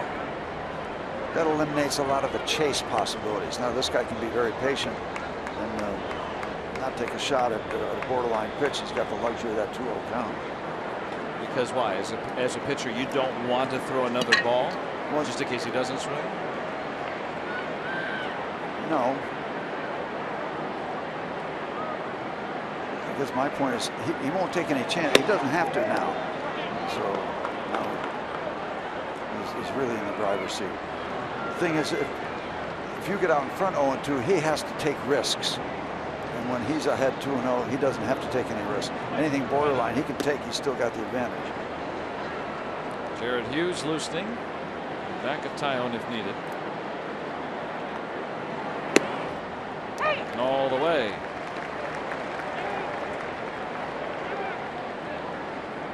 It just makes me nervous.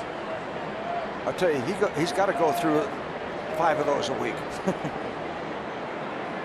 All right, so we'll put a shift on here. More pronounced one.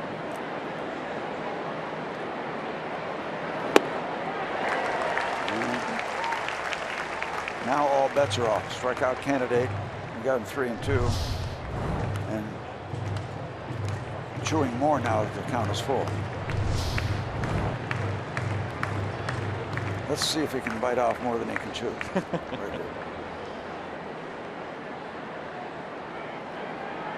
We're going to go upstairs with a fastball again. Yeah, we want it up. Phillips on the move. They'll steal the base, but they get Shoveler. Nice comeback.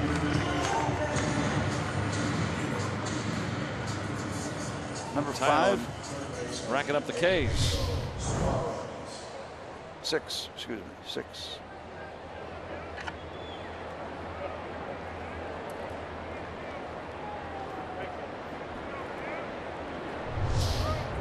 Phillips was stolen base number 7, and Cervelli out for a word.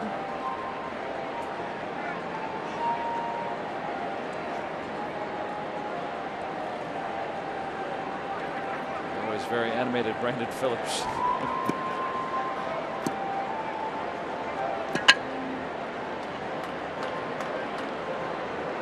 11th year with the Reds.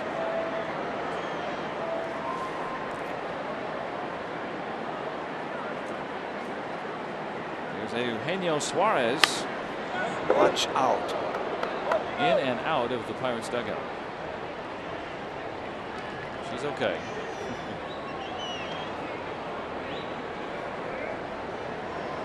Good thing they have those railings, those guards out in front of the dugouts.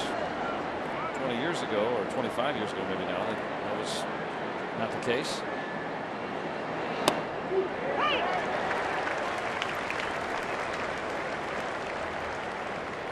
And it really helps out. Basically all the new ballparks, and then most of the old ones adapted something like that too.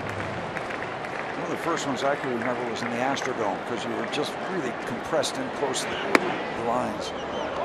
Good try. Tried to get him to go for that high inside fastball that you can really do nothing with if you make contact other than break your bat. And the dugouts used to not be that close to home plate either. I mean, those multi-purpose stadiums, you need a little more room for football, so yep, a lot more foul ground. Softly hit. Marshall will get Suarez. So they strand the hit. Jameson Taillon with 6 strong innings tonight.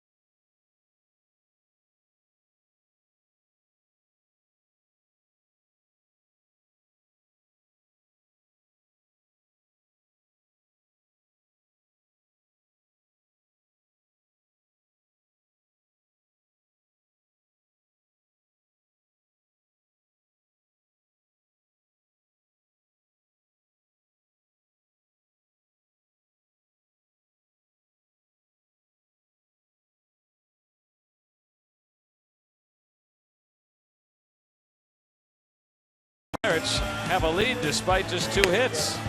And we love his curveball, but we love his fastball tonight. A lot of swings and misses upstairs with the heat. And you got to feel like Francisco Cervelli has spotted that early and just went to it in the right spots. Excellent work, as looks like he's going to be excused after 6 very impressive innings. And just a reminder, as you enjoy a cold one, to look forward to Miller Time later in the game. Brought to you by Miller Lite. Just 2 hits for the Buccos. Doesn't matter though. They got the lead 2-1 here on this very pretty summer evening before the kids go back to school. Another walk for Tyone. Another walk. Seems like every 5 starts or so he'll walk somebody, and he'll strike out 6 most nights, and he'll go 6 innings. So this is what, the 5th straight start. He's gone 6 even, I think. Yeah, you're right on. He's been very consistent. Another 6 strikeout performance.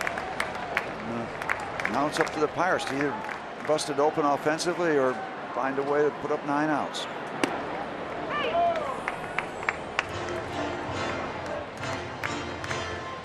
Sclafani has been also very, very effective. He's the only run that Tyone gave up came in the 1st inning, and in the 2 spot. Very efficient work. A couple of runs on a couple of hits for the Pirates. They have the lead. 3 singles in the 1st inning for the Reds. And really very, very few well-hit balls by Cincinnati. I think the only one that we really think was hard hit was in foul territory. Harrison pops out to short. And Sunday is a kids' day here at PNC Park as the Bucks host these Reds at 1:35. Kids 14 and younger receiving Starling Marte wall decals presented by #1 Cochran. So go to Pirates.com, get your tickets. Come on out. See the Pirates and the Reds, Starling Marte, and get your removable wall decals. I say removable because of Mom. Yeah, I'm sure Mom's walls. The kids put a little non-removable stuff on the walls too much. Well, it's kid safe. Well, I went through a story with that. There's a ball fouled away. My son, when he was a very young teenager, decided to paint the entire album cover of The Wall by Pink Floyd on his bedroom wall. And that was not removable until we got more paint. Yeah. Nice rendering of The Dark Side of the Moon, or The Wall, I guess was the title of the album. Well, at least it was. He liked Pink Floyd. And we knew it after we got through The Wall. Thanks, Dusty. Where else are you going to paint the wall than on the wall? We had to paint the wall because of the wall. Yep. So 2 up and 2 down against DeSclafani, who's at 93 pitches. Jameson Tyone 102 over his 6 innings tonight. Nothing happening in the bullpen for the Reds, but he is scheduled to bat 2nd, top of the 7th.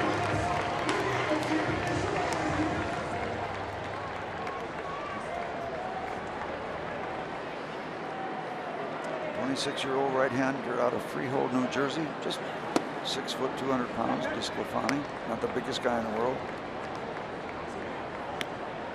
I get a note. Becky Urenko giving us a note about the last Pirates successful suicide squeeze came 3 years ago as of Wednesday against the Rockies. Harrison squeezed in Jose Tabata. So shows you how rare that is. It's an element of surprise.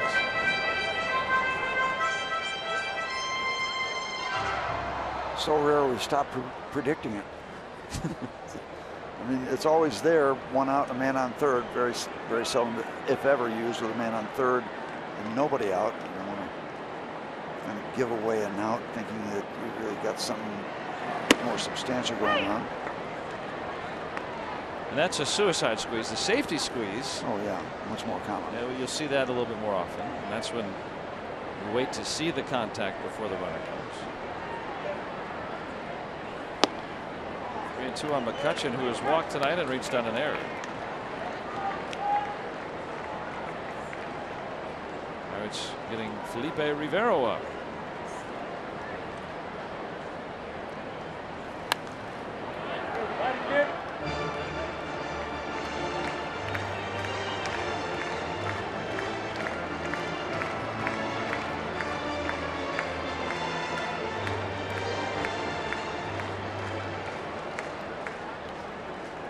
McCutchen sitting that entire Braves series to try to get him right.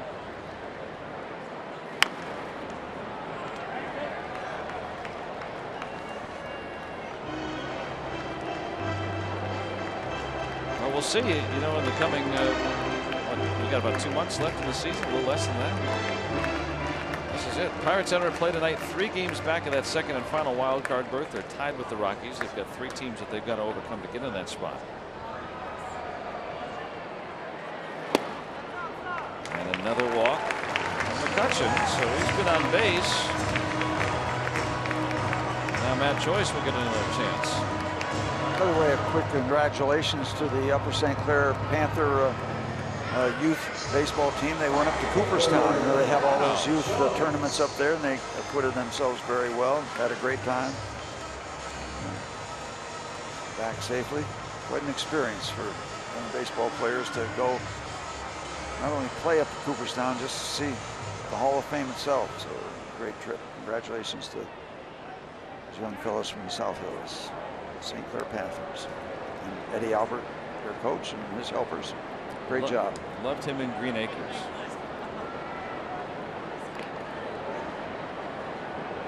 You've said both Ebb and Eddie Albert in the same broadcast tonight, so that's right. You already got me thinking about Green Acres. Yep.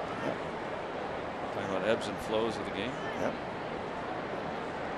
That will not reach much of our audience. Well, it's an old show. I got it. Just took me a minute, but yeah. Green Acres is the place I love. Who's that? One of the Gabor sisters. Zsa Gabor, right? Zsa. Right? Or no, Ava Gabor. Ava. Zsa was. Yeah, I was playing it safe. I think it's Ava Gabor. I don't know. There he goes. McCutchen running. And he's in with a stolen base. Number 4. Fans here coming tonight to watch the Buccos, but to see how Andrew back in action and whatever he does in a positive way gets the reaction. Stolen base. Barnhart throwing from his knees late.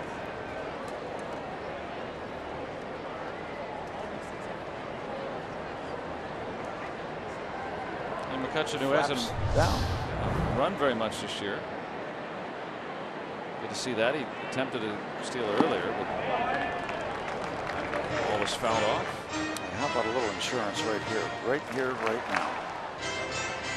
Oh, look at this. This is all the Pirates who have had 50 career home runs and 150 steals. And McCutchen long since been on that list in the home run department. He recently got there in steals, and Starling Marte just got there on the stolen base portion of that. Pretty good company. These are some of the all-time greats, and heck, Al Martin was pretty good too. Yep, Al Martin did some good work for the Pirates.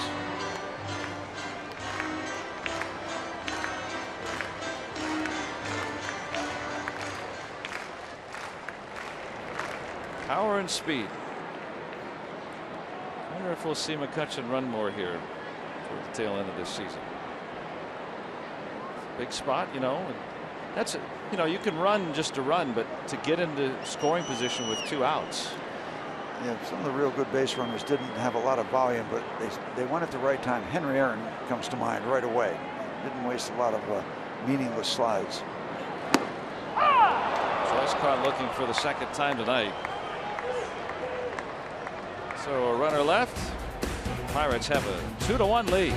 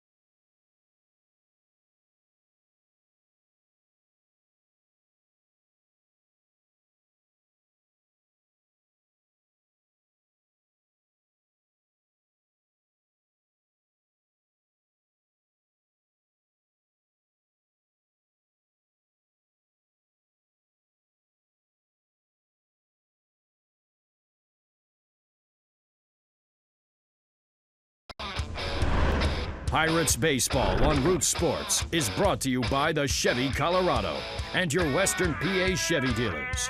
And by Barrel. Our service centers are now open evenings and weekends. Visit barrelservice.com for more. Let's go Bucks! There's Terry. Terry, yep. This Thinking about you, Terry. Jim passed away not too long ago, Dad. And good to remember everybody here tonight. Here on a reminder of those who are important to us. New right fielder. Yeah, Adam Frazier in the game on the double switch, and Felipe Rivero on the mound. Making appearance number 4. The Bucks working with a very skinny lead. Pirates have mustered just 2 hits tonight. It is standing up.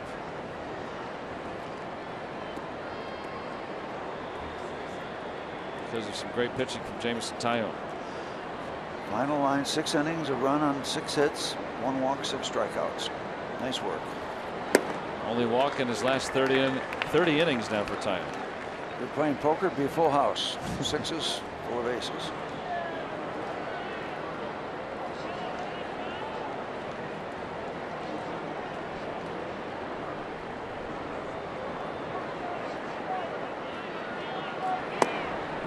Now 2-1.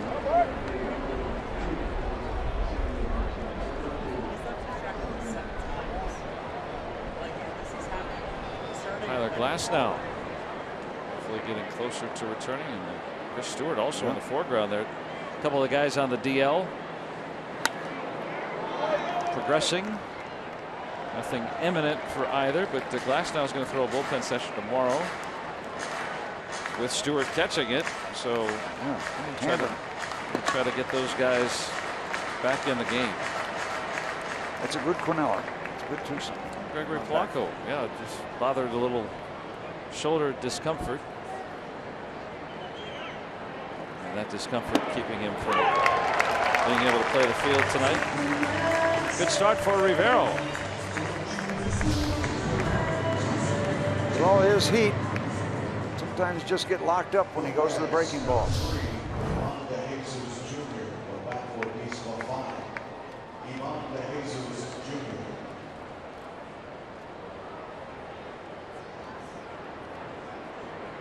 Steve, who do you got on yours? I've got Linda Herring, a high school classmate. And my grandma, who passed away 34 years ago, I think about her every day. And Cindy Ypsilanti, who's fighting cancer right now. Good friend of the family's. Linda Herring, class of 1959, and the wife of a good friend, Ken Herring, lives down in Florida. Great friends, Linda and Ken. Thinking about both of you. Some of the many affected by cancer. We're here tonight to try to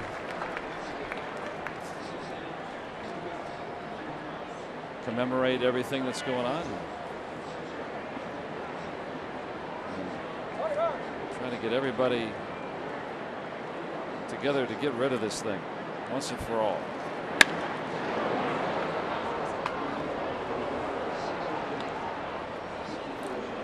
This is Ivan De Jesus Jr. pinch hitting for DeSclafani.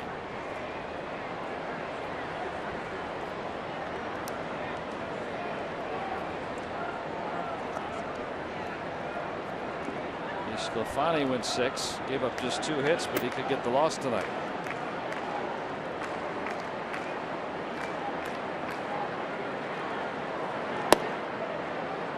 '98.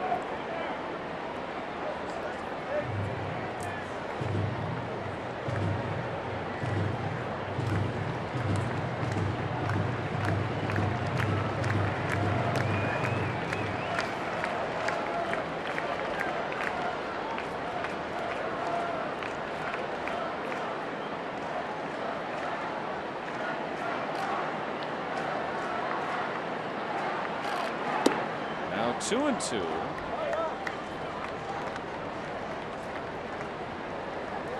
Rivero, saw him pitch last night, gave up 2 unearned runs and took the loss. The Pirates concluding that road trip at 1-5. If they had just won both series, they'd be tied for the wild card spot right now. Just a 4-2 trip. Amazing how much that can change. Trying to get back to their winning ways tonight. And they've got a couple of strikeouts from Rivero. And once again, an example of sometimes all of us get a little excited about the opportunities against teams with losing records. Well, they are teams that can win major league games, and we get a full dose of that this last trip. Very live arm of Rivero, Felipe. One of 3 lefties this year to record a pitch at 100 miles an hour or better. Won't work at 100 all the time, but every now and then you'll see one flash 3 digits. Key man you want right here. One-run game. Nicely delivered. Hamilton particularly pesky per usual. He's had a fine year against the Pirates. 11 for 29. See, there's what I was talking about. That leads to chase a ball that's either borderline or just maybe on the corner or the edge of a strike zone. You get that first strike, and really Hamilton wound up swinging at the second delivery, a pitch that he really can't do much with. And now we can tease him. Nice delivery, nice transition into the throwing hand by David Freese at third base. There's a major league play. Doesn't look like much. It's a big play. And with Hamilton's speed, you got to be able to unload it in a hurry. And tonight, a moment of silence here at PNC Park. Please rise. When you walked into the ballpark this evening, you received a placard from Stand Up to Cancer, on which you wrote the name of someone in your life who has been affected by cancer. We ask you now to take out your placard and hold it up high as we take a solid stand together in the fight against cancer.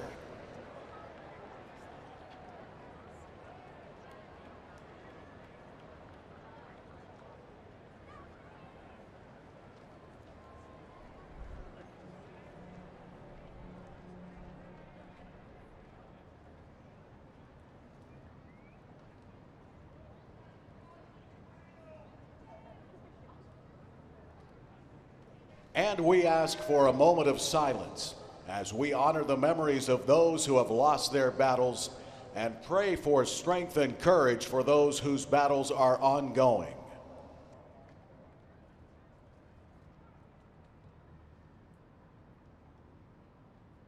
Thank you. Now, fans, it's time for the celebrating strike. We invite you to follow the boxing.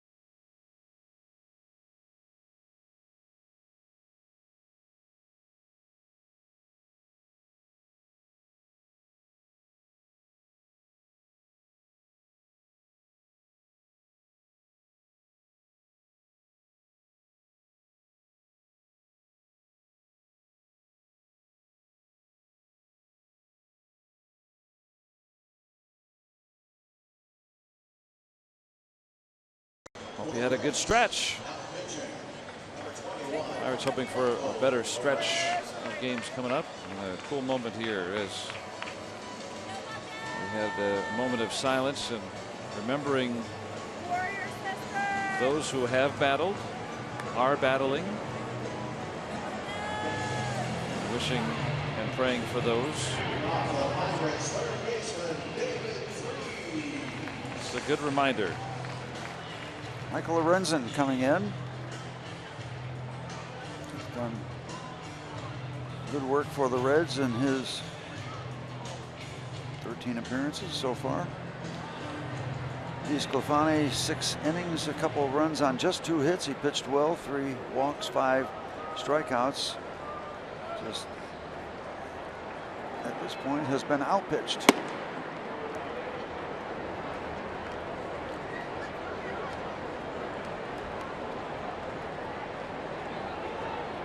Nice play by David Freese to take the Pirates to the bottom of the 7th. Had a homer last night in Atlanta.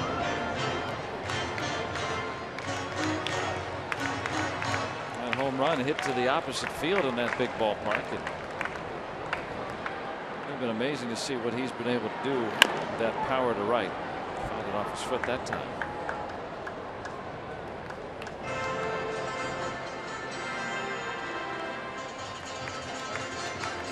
More examples of people caring. And it hits very close to home. It's in every house, including this house tonight that we are in.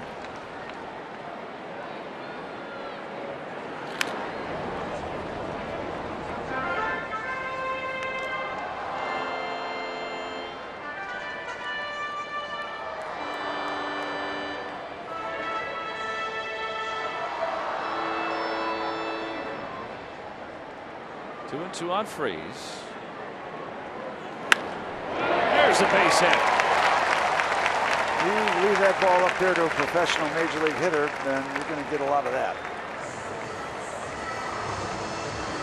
Only other time the Pirates had the leadoff man on, they plated those pair of runs. This is center cut, folks. That's right down Grant Street. Right back at you. We're looking at our Allegheny Health Network Super Mode.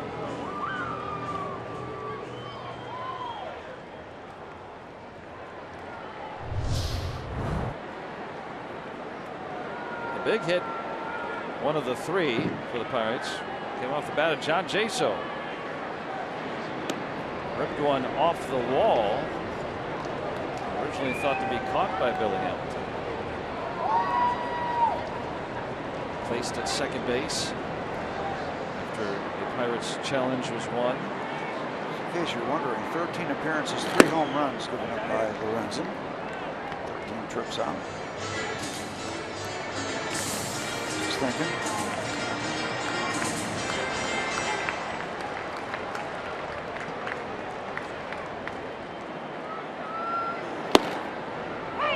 Well, 96.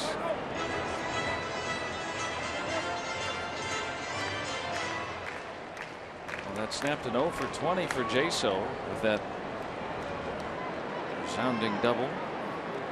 That set things up. Efficient work. Now a sac fly by Cervelli and then a suicide squeeze bunt by Mercer.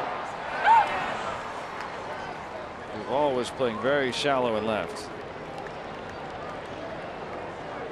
It's not always a shift in the infield. Sometimes the outfield shifts not only to the left or right, but in or back. Jason does not have a lot of power to the opposite field. So.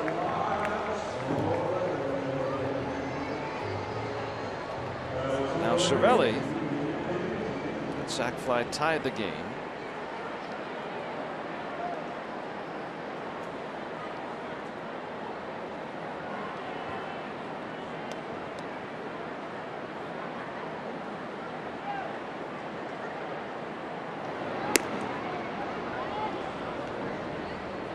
Freese has not attempted to steal this season.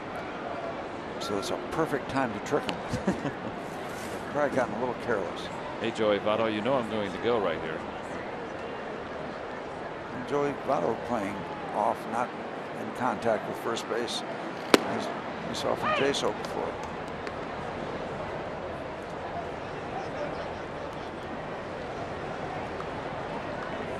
Jay. So when Billy Hamilton was at first base. Separation. Yeah. I don't know if it's 6 degrees. And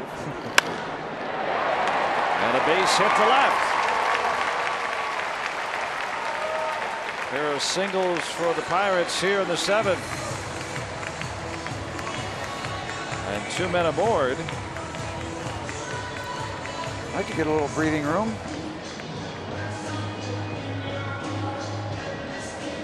Good for an insurance run here. Tucker Barnhart trying to tell Lorenzen. I'll tell you, that glove is big enough Lorenzen has. Boy, is that legal? That's a lot of leather.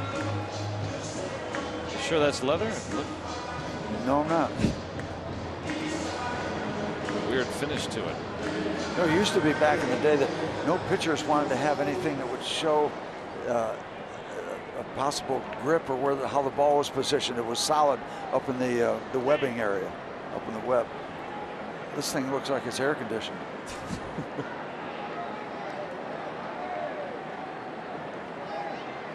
It's like it was made from a pumpkin. What is that?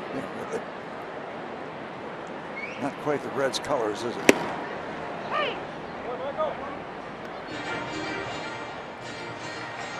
Jordy Mercer, that suicide squeeze. Lay it down perfectly.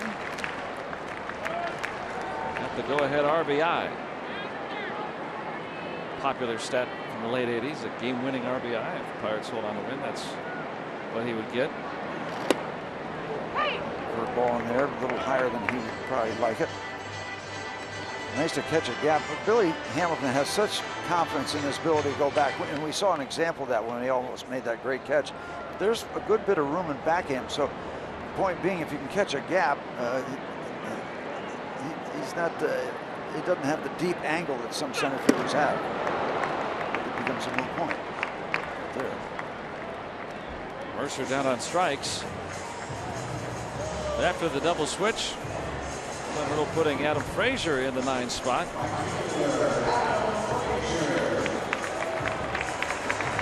Boy, he has really thrived in these situations. The rookie. 7 hits in 11 times with runners in scoring position. It's a .636 average so far. He's on at second, Cervelli at first. Just almost did it again. He has featured a lot of hits down each line, down inside the chalk to left field and turning and pulling the ball to right field. Almost got another one. So Reynolds right on the call.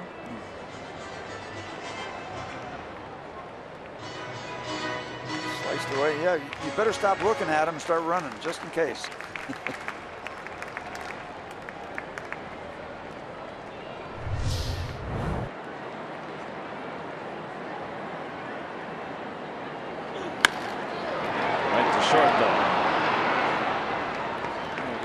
Out of that inning. 2 hits, 2 left. Still 2-1 Buccos.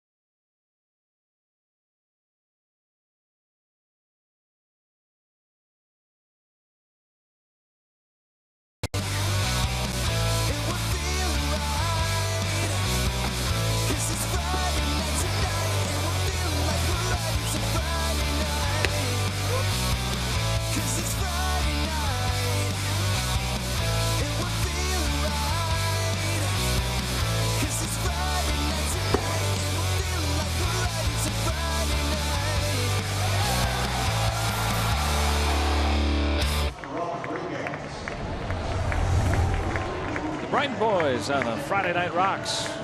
And the Pirates on top 2-1. 8th inning coming up.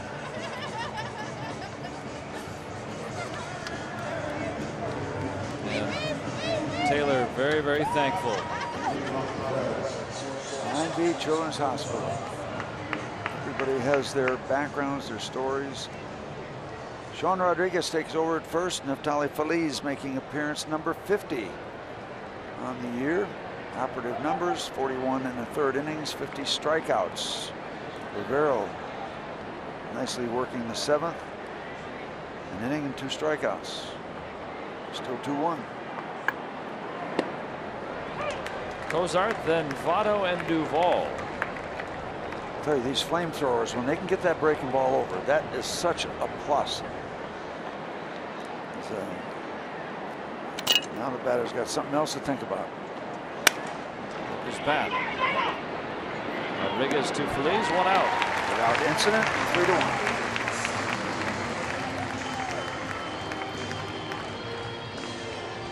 You can follow the Pirates live with the MLB.com at bat app. Stay up to the moment at any moment with game day, live game video highlights, StatCast, news, and more. Download MLB.com at bat, the #1 app for live baseball on your phone or tablet.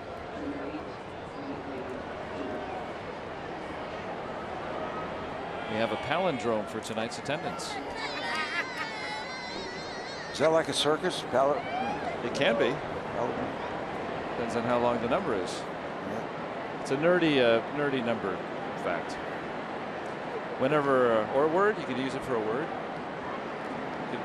You flip them around and they're the same. Okay. Like radar, R-A-D-A-R. You flip it around, it's still radar. So our attendance tonight, 28,882. Okay. Palindrome. Votto's almost a palindrome. So let's see. Bob. It would have to be votive. Like a votive. Oh, Bob. Yeah, Bob is a like palindrome. a votive candle. Yeah, maybe.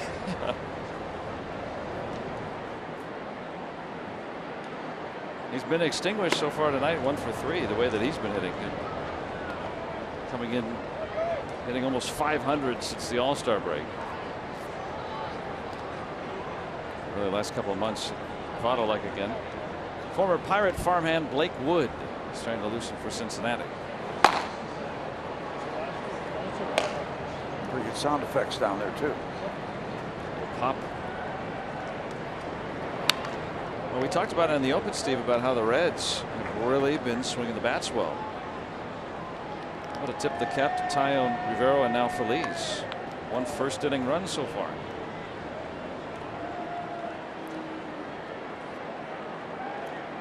All hitless tonight. Reds All-Star.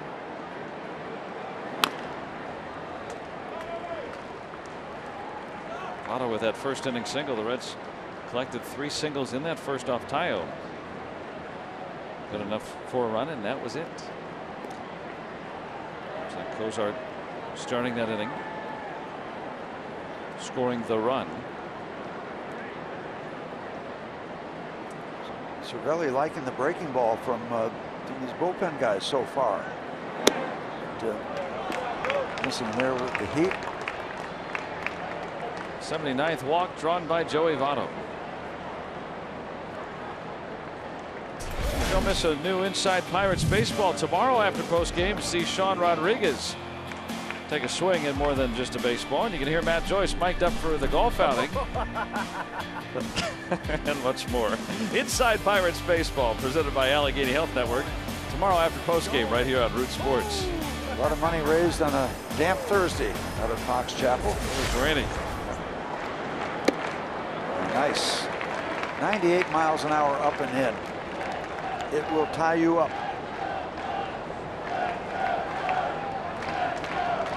They have stymied Duvall tonight. A strikeout. Pop out to center. Soft liner.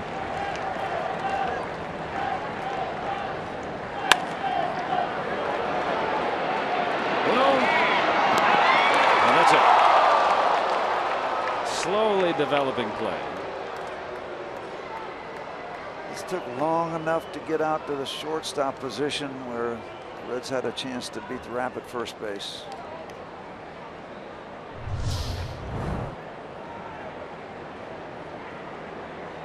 It looked like Josh making sure and concentrating he was in contact with the base and the ball at the same time. If it took a little extra second or not, was that close at first? The rules emphasizing that whoever's at that bag at second base, you got to touch it now. You can't skip over it, get close to it. A neighborhood play.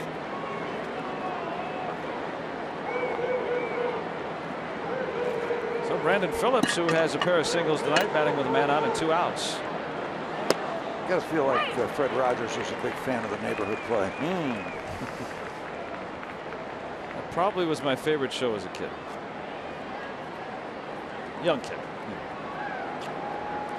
I was drawn to the Twilight Zone. Yeah, Ron Serling. I was always creeped out by that show. I couldn't watch it. Yeah.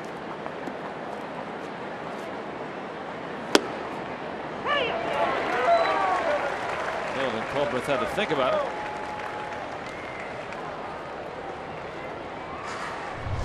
Once he thought about it. Perfecta? The first pitch was called a ball. So. Now 0-2. I beg your pardon? I don't know why it said ball on here. I'm looking at the wrong thing. You got that 0-2 situation. They go to the breaking ball here. No, they want it upstairs. Yeah. A lot of success from the Pirate pitchers delivering high fastballs tonight. Starting with Tyone. Yep. Yeah, very impressive with him upstairs with heat. Maybe the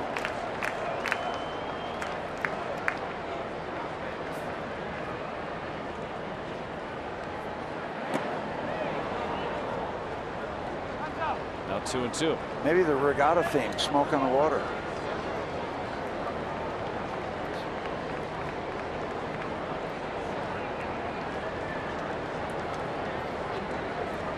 Yeah, they're out for the weekend. Friday night. You got a regatta day and night. Things got started this morning, late morning, for a full weekend. Full.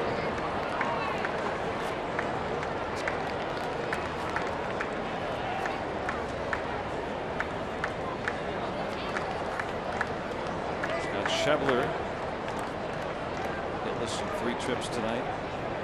Would be next. Phillies trying to keep it right here. Ball moving. 3-2. There you go. No. Ball 4. 2 walks in the inning. And a 1-run ball game in the 8th. That's a very, hopefully not too costly 90 feet to put the Reds in a position where cheap base hit can tie this ball game.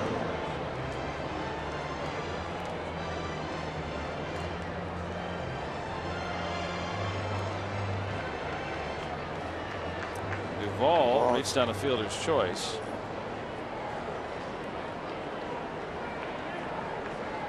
Pirate outfielders have crept in a little bit as they play Harrison very deep at second base. See Josh well onto the grass.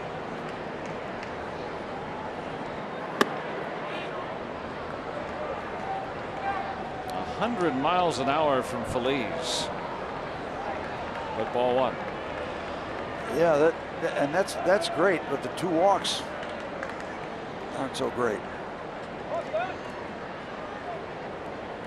Pirate ship and crew are in jeopardy. Pirates need this win tonight. Going 1-5 on that road trip against Milwaukee and Atlanta. Well, the Reds have been playing some better baseball, but here comes Ray Searage.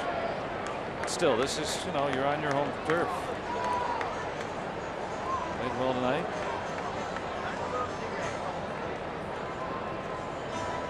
Some great pitching. That's, we've been talking about starting pitching. Pirates have actually had some better starting pitching here over the last couple of weeks. It gets overshadowed when you don't score. And I'm looking back to that double play opportunity that looked like it might be there. We didn't get it. I hope that doesn't come back to bite us. Only the second outing all season where Phillies has walked 2 men. Tony Watson, the closer. Jared Hughes, the specialist with men on. He's pitched more and more like the Jared Hughes of last season as the season has moved on. Rare night where he's allowed or pitched more balls than strikes. It's unusual. Big pitch here. Big delivery. Big rip. It's as risky as this been, walking 2 guys. That's what you want to see there. Don't back off to throw a strike. 99 miles an hour. And right down the chute. Yeah, well, at 99, there's not much time. 2 walks, 2 men on, the 2-1. Right there. There it is again. So when you are a flamethrower, if you are going to go down in flames or succeed with flames. Do they go soft here or more heat? No subtleties there. And good luck. Thank you very much. A little drama, a good bit of drama, but nothing across.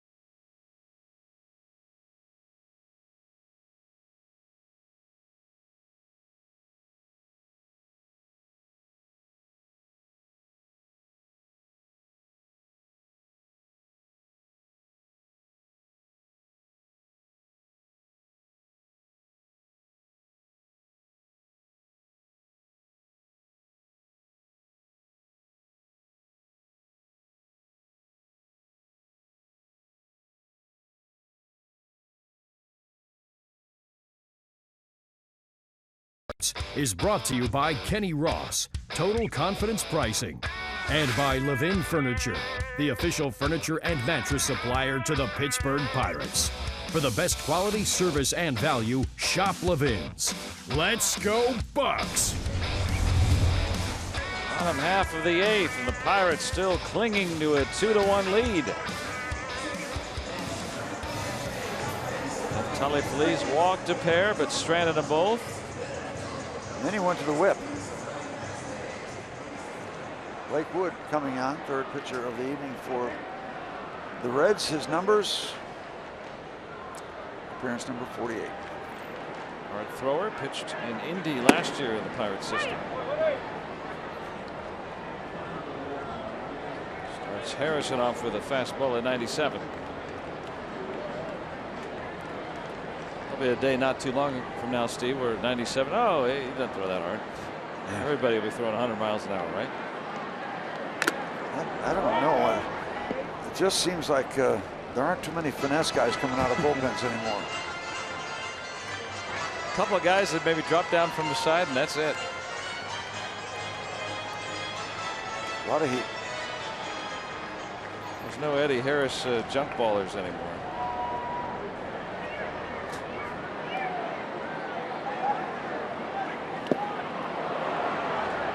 Gets him out on 3 pitches. The throw down to first.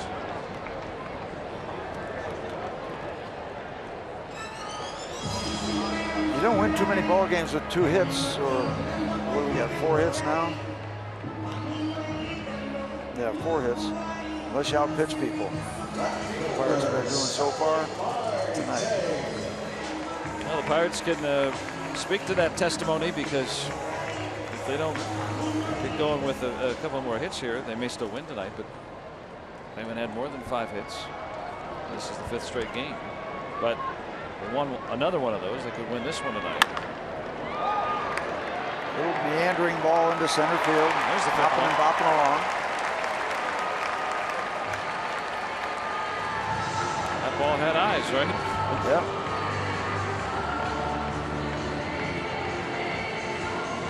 You're going to be surprised if Marte doesn't run here. I'm going to be. Andrew McCutchen.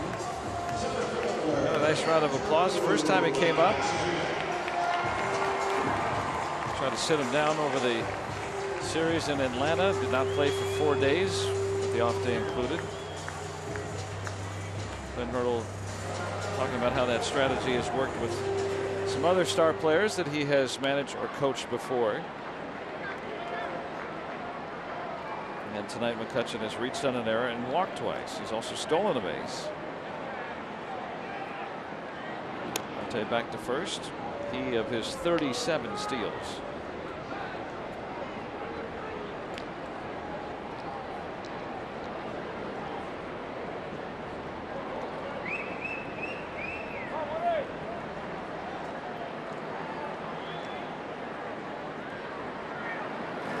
Pitch out and nothing doing.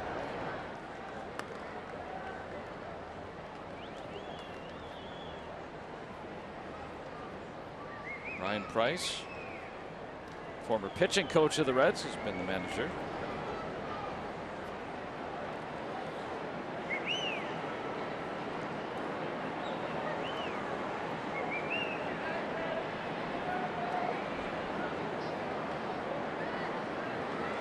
Long wait by Wood. You talk about Pirate manager Clint Hurdle being a major league manager, yes, but also a hitting coach. When you talk about that subject of working with Andrew, batting coach for both Colorado and Texas.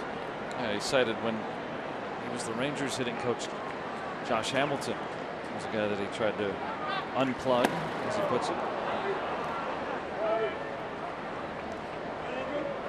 That's a slider at 92.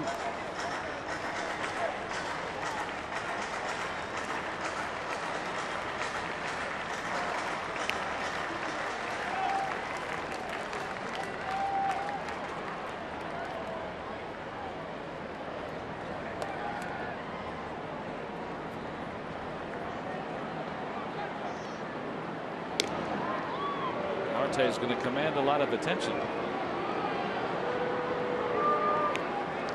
And Joey will talk to him about it.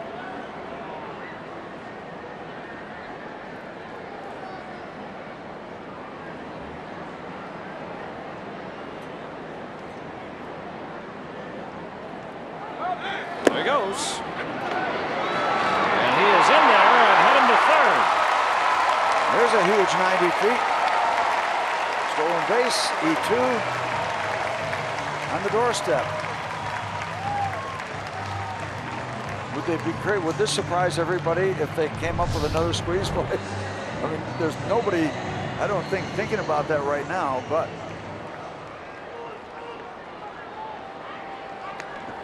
trying to make something happen. We're thinking Andrew's got a chance to get this run in with more than a bunt. Fly ball or a ball hit past that drawn in infield. Could add a very important insurance run here in the 8th. The infield in. And 2-2.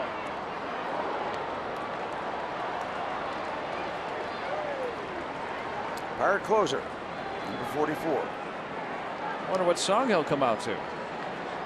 His first save opportunity. The theme song from that Sherlock Holmes movie. My dear Watson. if there ever was one. That would be unconventional, but I'd like it. It's called strike 3.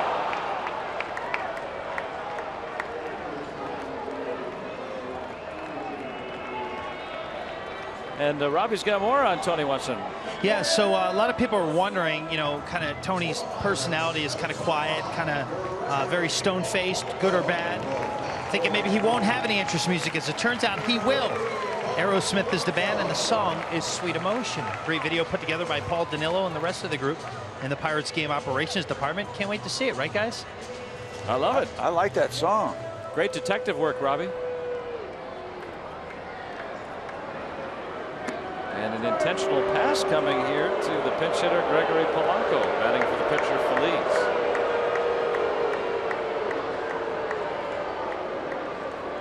I'd rather go with David Freese. Heck, what's David Freese ever done in the clutch? I just I can't associate Tony Watson with Steven Tyler. I'm just processing that. Well, they look different. Yeah. Everybody looks different than Steven Tyler. They don't want the lefty. They'd rather the righty Freeze.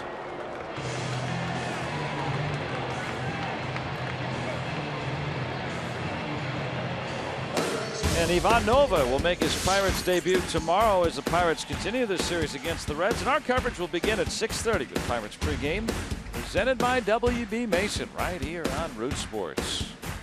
Acquired from the Yankees at the trade deadline. Something to keep in mind here. Blake Wood has thrown 5 wild pitches, just in case you're wondering, with a man on third base. And now Freeze, who has singled and walked. I was looking at the numbers for Blake Wood this year. He's actually been way better against lefties than righties. Now, of course, that's Polanco's not every ordinary lefty, but just wanted to see the splits there.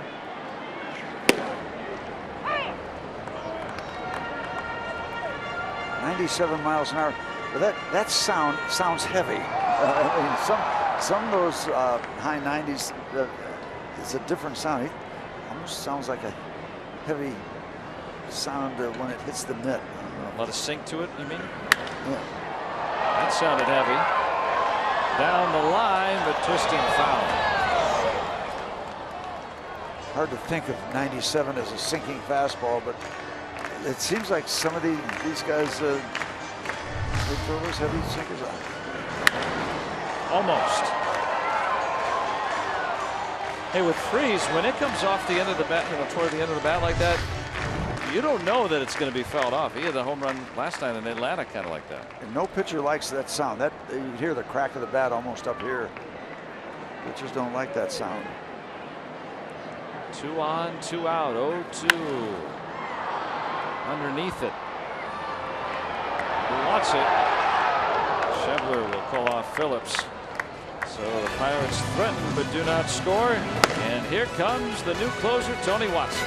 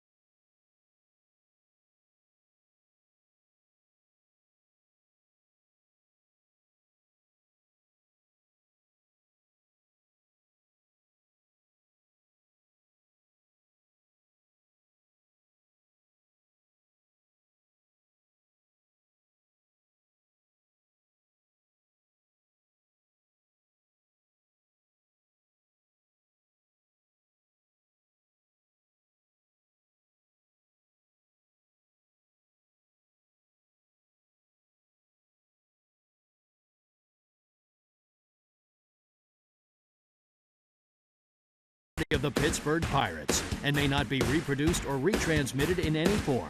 And the accounts and descriptions of this game may not be disseminated without the express written consent of the Pittsburgh Pirates.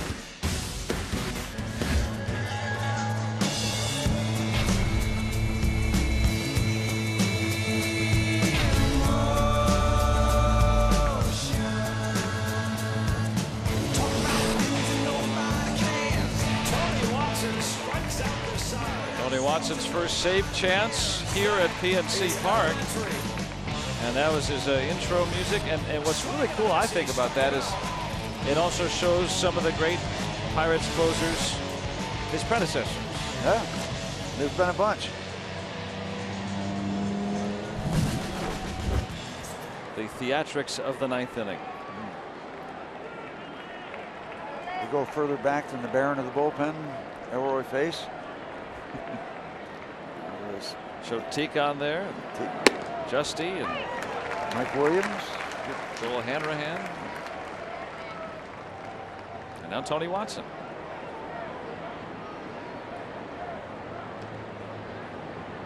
He has saved his only chance to end the game. He came back on Tuesday in Atlanta. Number 6 in his career. The 6th of many. He's got Suarez here with Barnhart and then a pinch hitter. Well, that pitch missed definitively inside. It looks so good to the naked eye from that angle for some reason, but clearly inside. A repeat.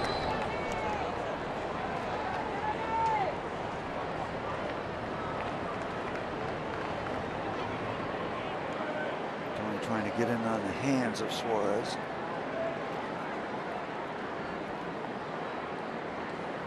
Still want it in there. It's ball 4. Well, just like on Tuesday night in Atlanta, he walked the leadoff man, but then got the next 3.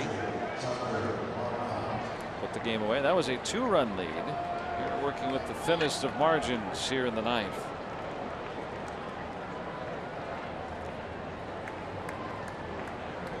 So hard to run the table. You give up a run in the first inning and you have just a 1-run lead. Takes a lot of zeros. Pirates crashing in, especially at third base. David Freese as he squared away, squared around.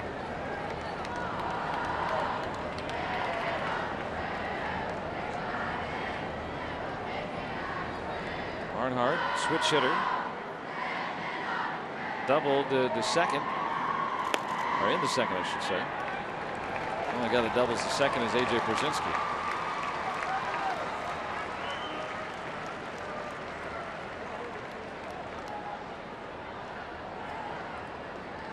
Weird event in the game the other night.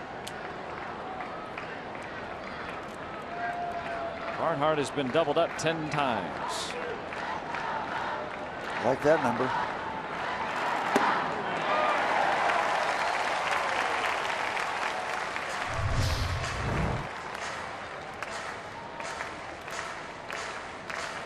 Over the plate, batters love that kind of location. They extend their arms, push the ball to right field. See it out of the way like that upstairs. One in the air, fair ball, and 1, 2, 3. You're out.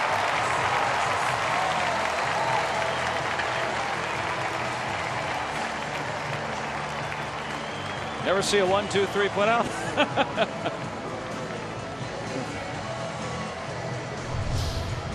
Yeah, this could have been a disaster as Tony comes in, gets a glove on it, and then Cervelli is able to get it to first base. And a nice move by Sean Rodriguez to establish that angle inside. And that looked very bad at that point. But the recovery,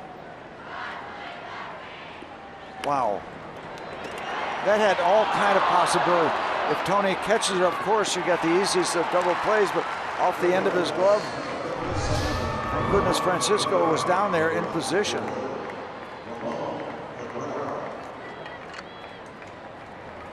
So Suarez, the tying run at second with 1 out. Great play to get that first out. Weirdest sacrifice you're going to see.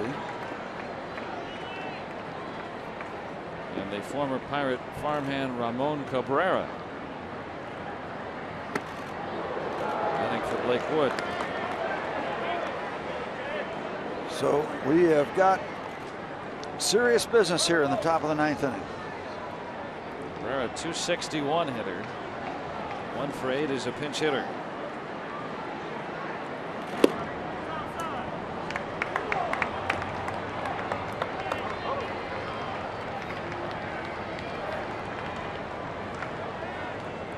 Everybody kind of squeezing in, give himself a chance to make a throw from the outfield if needed. And pretty good lead at second base. Runner heading to third. And a good jump for Suarez. He's 90 feet away with the tying run. Yep, he had a lot of room at second base.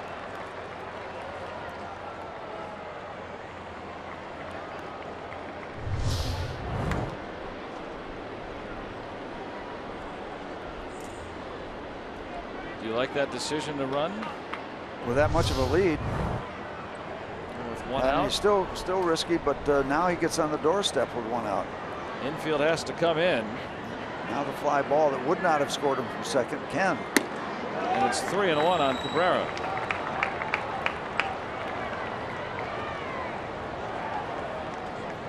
And if you lose him, you certainly don't have a double play candidate in Billy Hamilton.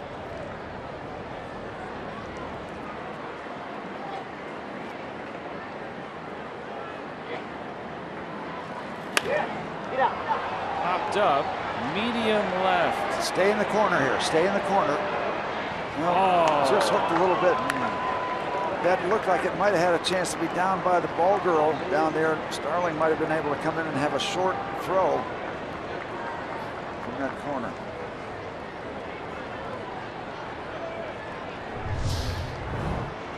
It's tough with that short wall there too. There's a little padding, but kind of hit his thighs in there pretty hard.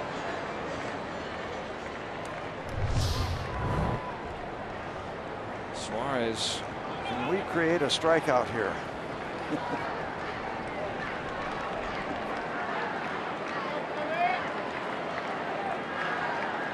3-2 from Watson. That's going to be deep enough. No chance to get Suarez, and the Reds will tie it here in the 9th.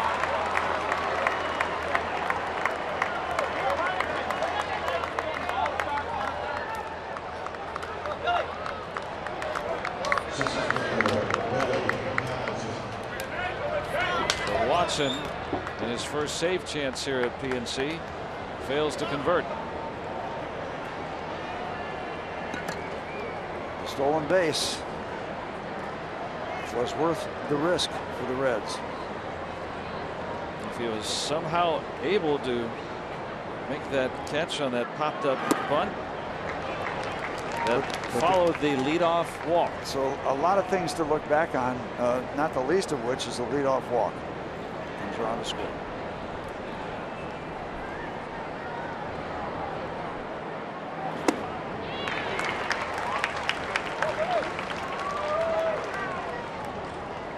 Back to square one. They said it was going to be easy. It's not. It's still not done. Comes back to get Hamilton. But the Reds tie it. And leadoff walk comes around without a hit. Now the Pirates need one of their own.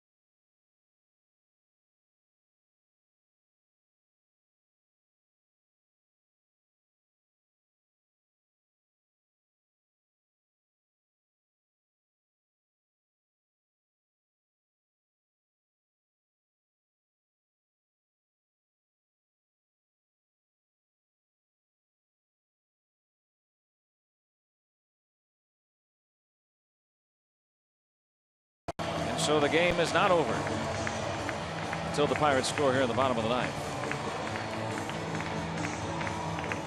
Eugenio Suarez scoring that tying run after stealing third. Pirates will have to try to get it done against a former Pirate, Ross Ohlendorf. Is on to work here in the bottom of the ninth. Now just a chance to have a walk-off win instead. Yep. 46th appearance. By the way, take a look at the home runs. 9 out of the Cincinnati bullpen, averaging more than a strikeout per inning.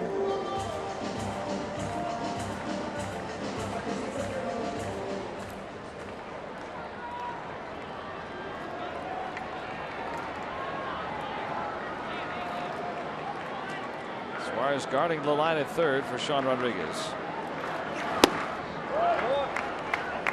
Good looking breaking ball. You recognize Ross by that full bore windup. He uses everything. Roll style. Even separating his foot from the pitching rubber during that. It's kind of interesting. He'll crank him up. Oh, yeah. See if that foot comes off contact with the rubber again. Yep, it does.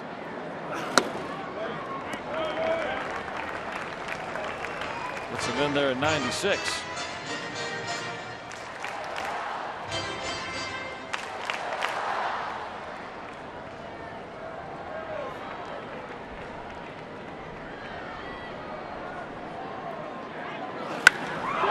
This one hit well to left.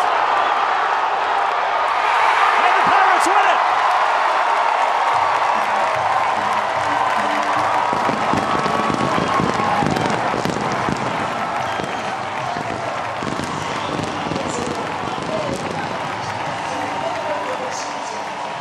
Sean Rodriguez with the game-winning home run.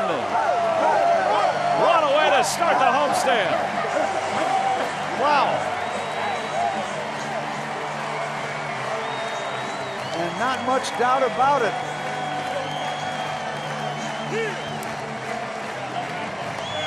Ladies and gentlemen, departing on track number 3, Sean Rodriguez.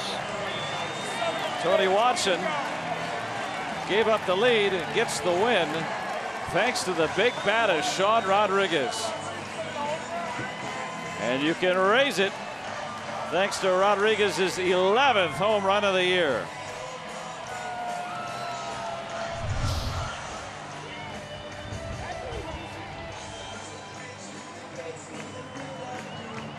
Vulnerable.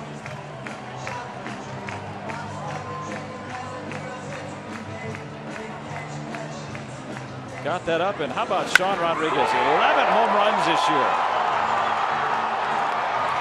Nothing cheap about it.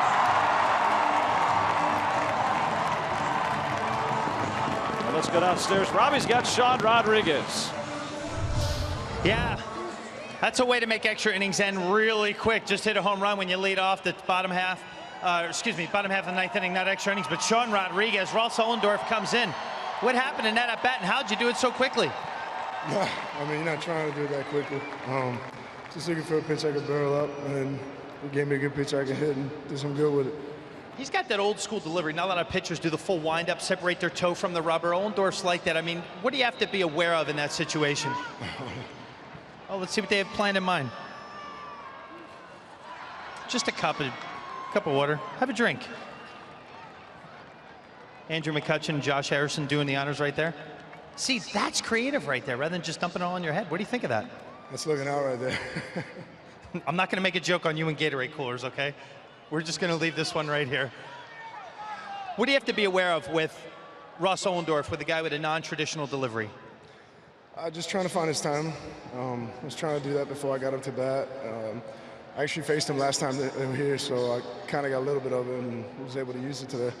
How about Jamison Tyone, this is 4 consecutive starts, 4 or 5. He's gone 6 or more innings. He's given you consistency at a position where this team definitely needs it. What has he brought to this club? Probably more experience than you'd expect at his age. His poise, command, and just that little bulldog attitude. I mean, he just wants the ball.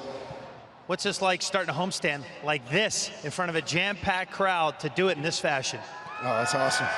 Don't quit on us yet. Congratulations, Sean. Absolutely, thank you. Sean Rodriguez makes his way in, a happy guy. Stepping away, Robin Teague, from the Gatorade cooler this time. How about that? Yeah, clutch stuff from Sean Rodriguez for sure tonight. And Teague, you know, it wasn't the prettiest win, but it was a win. And the Pirates, you just got the sense coming off that 1-5 road trip, maybe it wasn't going to be easy, but maybe now they get a win, breathe it a little bit, maybe have a nice homestand. Well, maybe if you win one that's not easy, maybe the next one will be easy. I think that's where you're looking to go with this ball club right now. You're looking to get some momentum. You're looking to get a little better baseball played consistently. It's been the issue all year long. But you know, this one tonight, you start looking at how the runs were scored in this ball game. There was a squeeze play. There was a sacrifice fly. The fundamentals showed up tonight and played big for the Pirates. Besides the Sean Rodriguez home run, obviously. And just like we promised earlier, it's Miller time, brought to you by Miller Lite. Ross Ollendorf, one of the really good guys that came through here in a Pirates uniform, now pitching for the Reds, gets the fastball up.